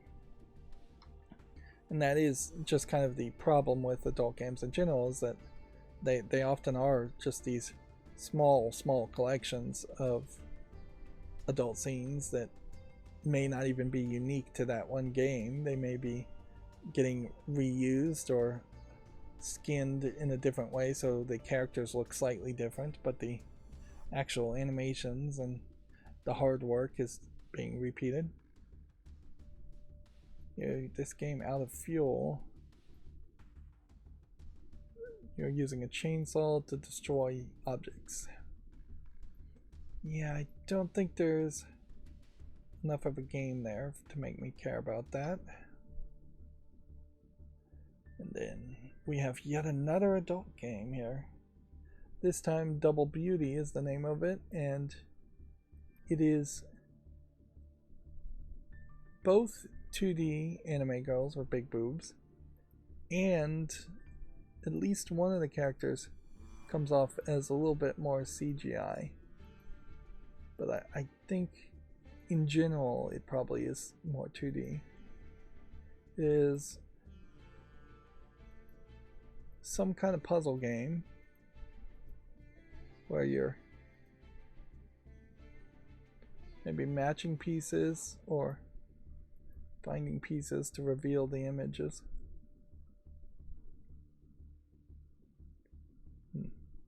Yeah, it's like a square jigsaw puzzle where you have to drag the squares to the right place, and there are two puzzles at the same time, so the pieces might go to the puzzle on the left or the right. It's $1.39. It says it supports 7 languages, none of them with audio. Seems like it's probably a fairly simplistic game and small game. I do kind of like the idea of these games being cheaper for these adult games, and we are seeing something that is more in an anime style, although the big boobs and the style that they're using here definitely makes all the characters seem to be very old. They're not going for the shorter, anatomically inaccurate kawaii or moe styles that are often misattributed to younger looking characters. And then the exact next game is called Flipjoy, which feels like it's probably from the same developer. This time it's just match 2 card images to reveal a 2D anime girl image in the back. Although, weirdly, in this case, I don't actually need to censor it because it's not in the adult section. Which this is clearly a game that would be better suited if it was in the adult section. Also, it seems like there's only 4 pictures overall in the whole game. Yeah. And these images that are on the flip cards feel like they've probably been stolen or licensed from somebody else, because they're not really in the same art style as this. So yeah, I guess not too much to say there. I'm not going to put that on the fault list. I'll give it a YouTube short. Mystery Box The Journey feels like it is a ripoff of that other game. What was that game? The Room 1, Room 2, Room 3. That being said, The Room as a concept of having a mystery box can't really be exclusive, so a ripoff of that game makes some sense. So I'll give it a chance. Now, visually polished wise, this is a little rough. Apparently this is the 4th game in the mystery box series, so let's actually figure out if there's a way to play any of the other games on Steam.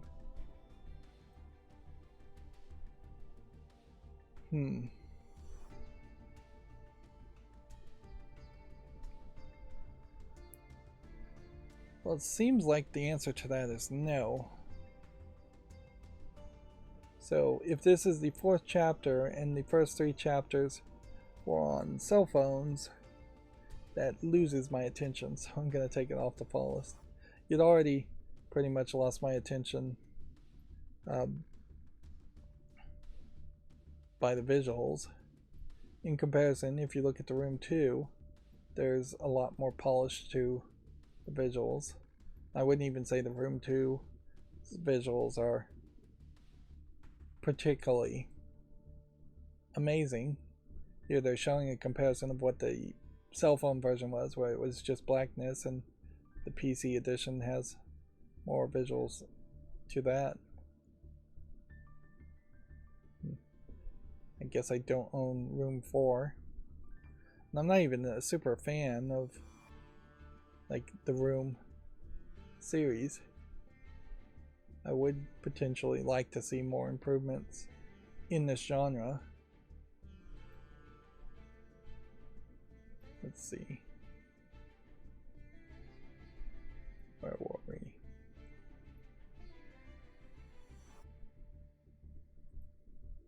Okay, next game we have is called Active Defense. It's a tower defense game that doesn't seem like it actually would support English by much, so I'm going to say no to that. Then we have a side-scrolling shooter game called For Enigma, which I guess I could make a YouTube short on, but I'm not going to put it on the follow list. Here we have a game called Trippy's Disc Golf, which looks like it's an asset flip garbage game. How many more games do we have to talk about today? Yeah, about 10. Here we have a game called Star Fringe Adverse, which is already mixed, so I'm going to say no to that. And then we have Detective Solitaire Butler Story 3, which we don't get enough of these solitaire games these days to really not make a short around it. Yeah. Now noticeably, we still are not seeing like any kind of anime style adult games. So there definitely feels like there's been a bit of a silencing effect. That being said, this is perhaps a bit of an exception. This Tap Romantics game is being blurred in this screenshot for some reason, but nothing being blurred here in this bikini, and it seems like it's a match 3 tap game. And weirdly, it's not in the adult section. It's $1.39, several languages. It doesn't have any adult content warning at all, which, if anything, I suspect this is perhaps the other side of censorship, and the silencing effect of censorship is that you'll have a lot of companies say, well, we just won't put our lewd anime games on Steam and we won't release them, and then you'll just have other people that say, well, screw it, I'll just not check any of the checkboxes that say the character is lewd, and hope I get away with it, and put it regularly on the non-adult section of the storefront. Which, this is what this side of what can happen is what destroys and invalidates the idea of the adult section in the first place.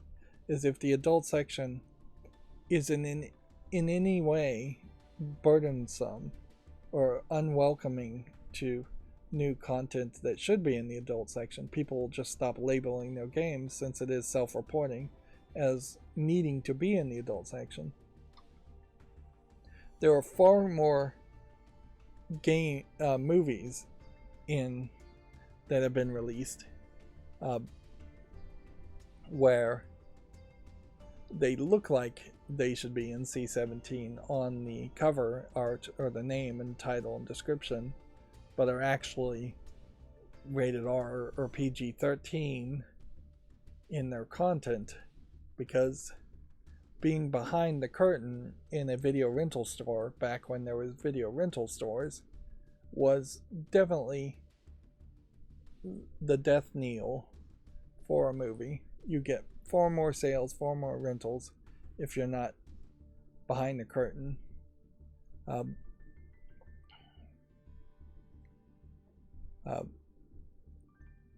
moving on, though, we have this game Star Quest,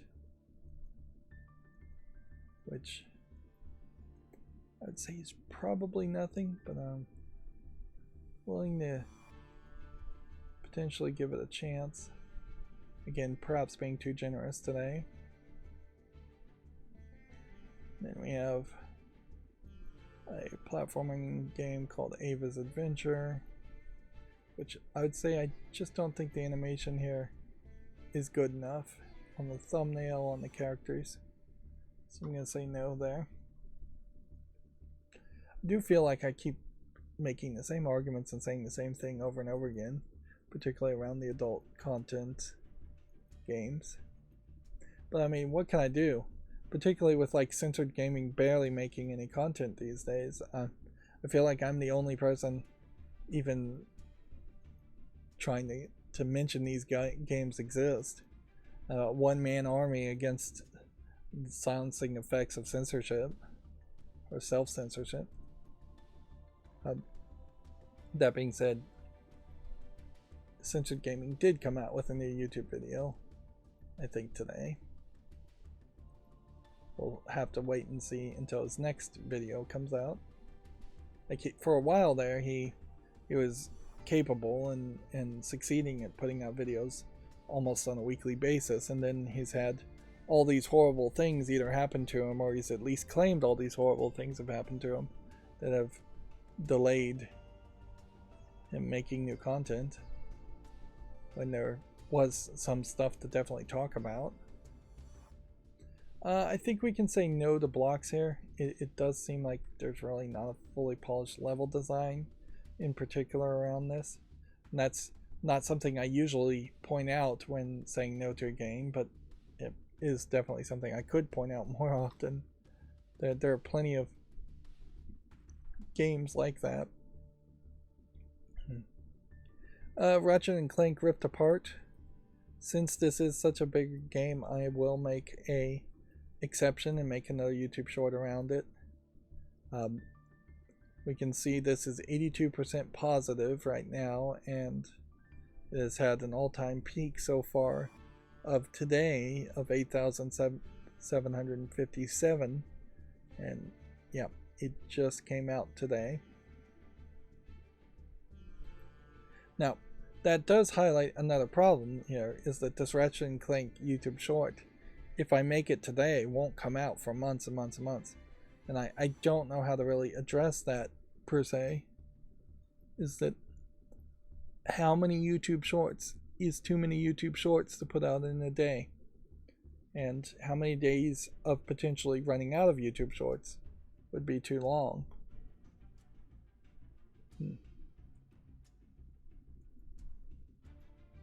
What would be better, frankly, is if I could split the YouTube shorts into games that are coming soon and games that are out now. That would be the logical split. I don't know how to do that, though. I would have to think about it. But yeah, if all of a sudden there were out now videos getting put out as fast as possible, and then there was a longer backup B team of YouTube shorts of coming soon, and then that might work very well. This native hunter game, though, I think we can say no to it. Yeah, there is an idea certainly around playing as like a Native American type person, but they're really constructing more than what a Native American in the past really would have constructed.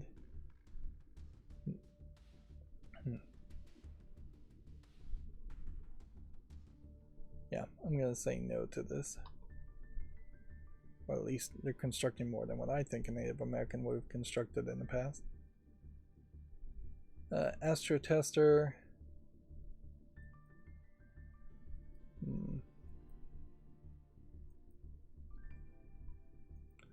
think we can say no to that too. Yeah, let's just be generous. We have 4 more games to go through and then we'll be done for today. Here we have a jumping on the bandwagon concept of only down, which inherently you would expect that only up, in contrast, would also let you go back down at the end of the game. This significantly changes what the goal of the game is, going downward, and how far you can fall before you die and get reset. This really is just a dropper map, like in Minecraft, than it is a platformer, where you have to have strong platforming elements. It really seems like this character just does not die at all. So you can probably just fall all the way down and then bounce. Maybe the first time you touch something you get reset at that point, or that's your new checkpoint. A lot of this could very easily just be procedurally generated. You could make a spiral type staircase and then spawn a 3D object on that spiral procedurally and then have a finalized product. The other problem certainly with falling downward is it seems like if you just went to the edge and jumped off the edge, you would just constantly fall downward no matter what until you're hitting water or something. If you ever do hit water. There was a mobile phone game around this dropper concept where you would hurt your character, and so they would like break arms and legs as they jumped down if they collided with anything, and so you were trying to fall as far as you can before dying and just keep on going downward. It was a little bloody, gory joke game.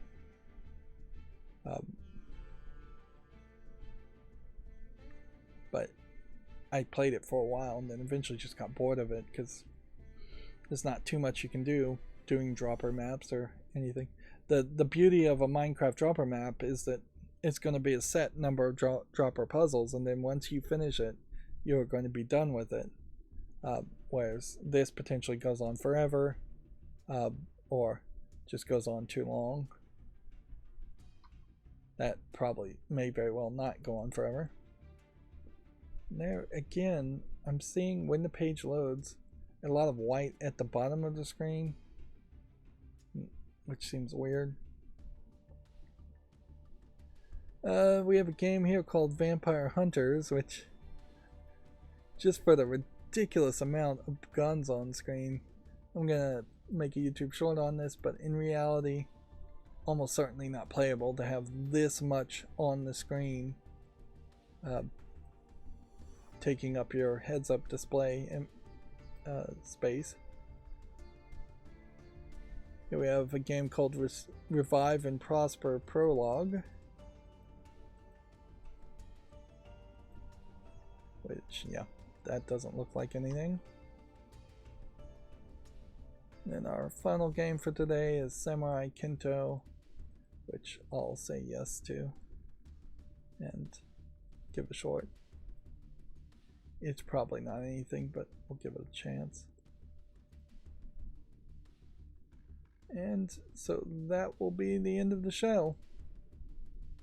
Well, we've got some weirdness happening here, and then when I moused over my mouse to the chat, I see that somebody said gee hee hee fire on the chat. I don't know when that happened, but sorry I missed your chat. I'm having technical problems with at least Firefox today. That's going to be it for this stream. As always, I ask you to like, share, subscribe, comment, and watch every second of my videos. If you want to support me further, there's some links down below in the description box. Thank you for watching. Have a good evening.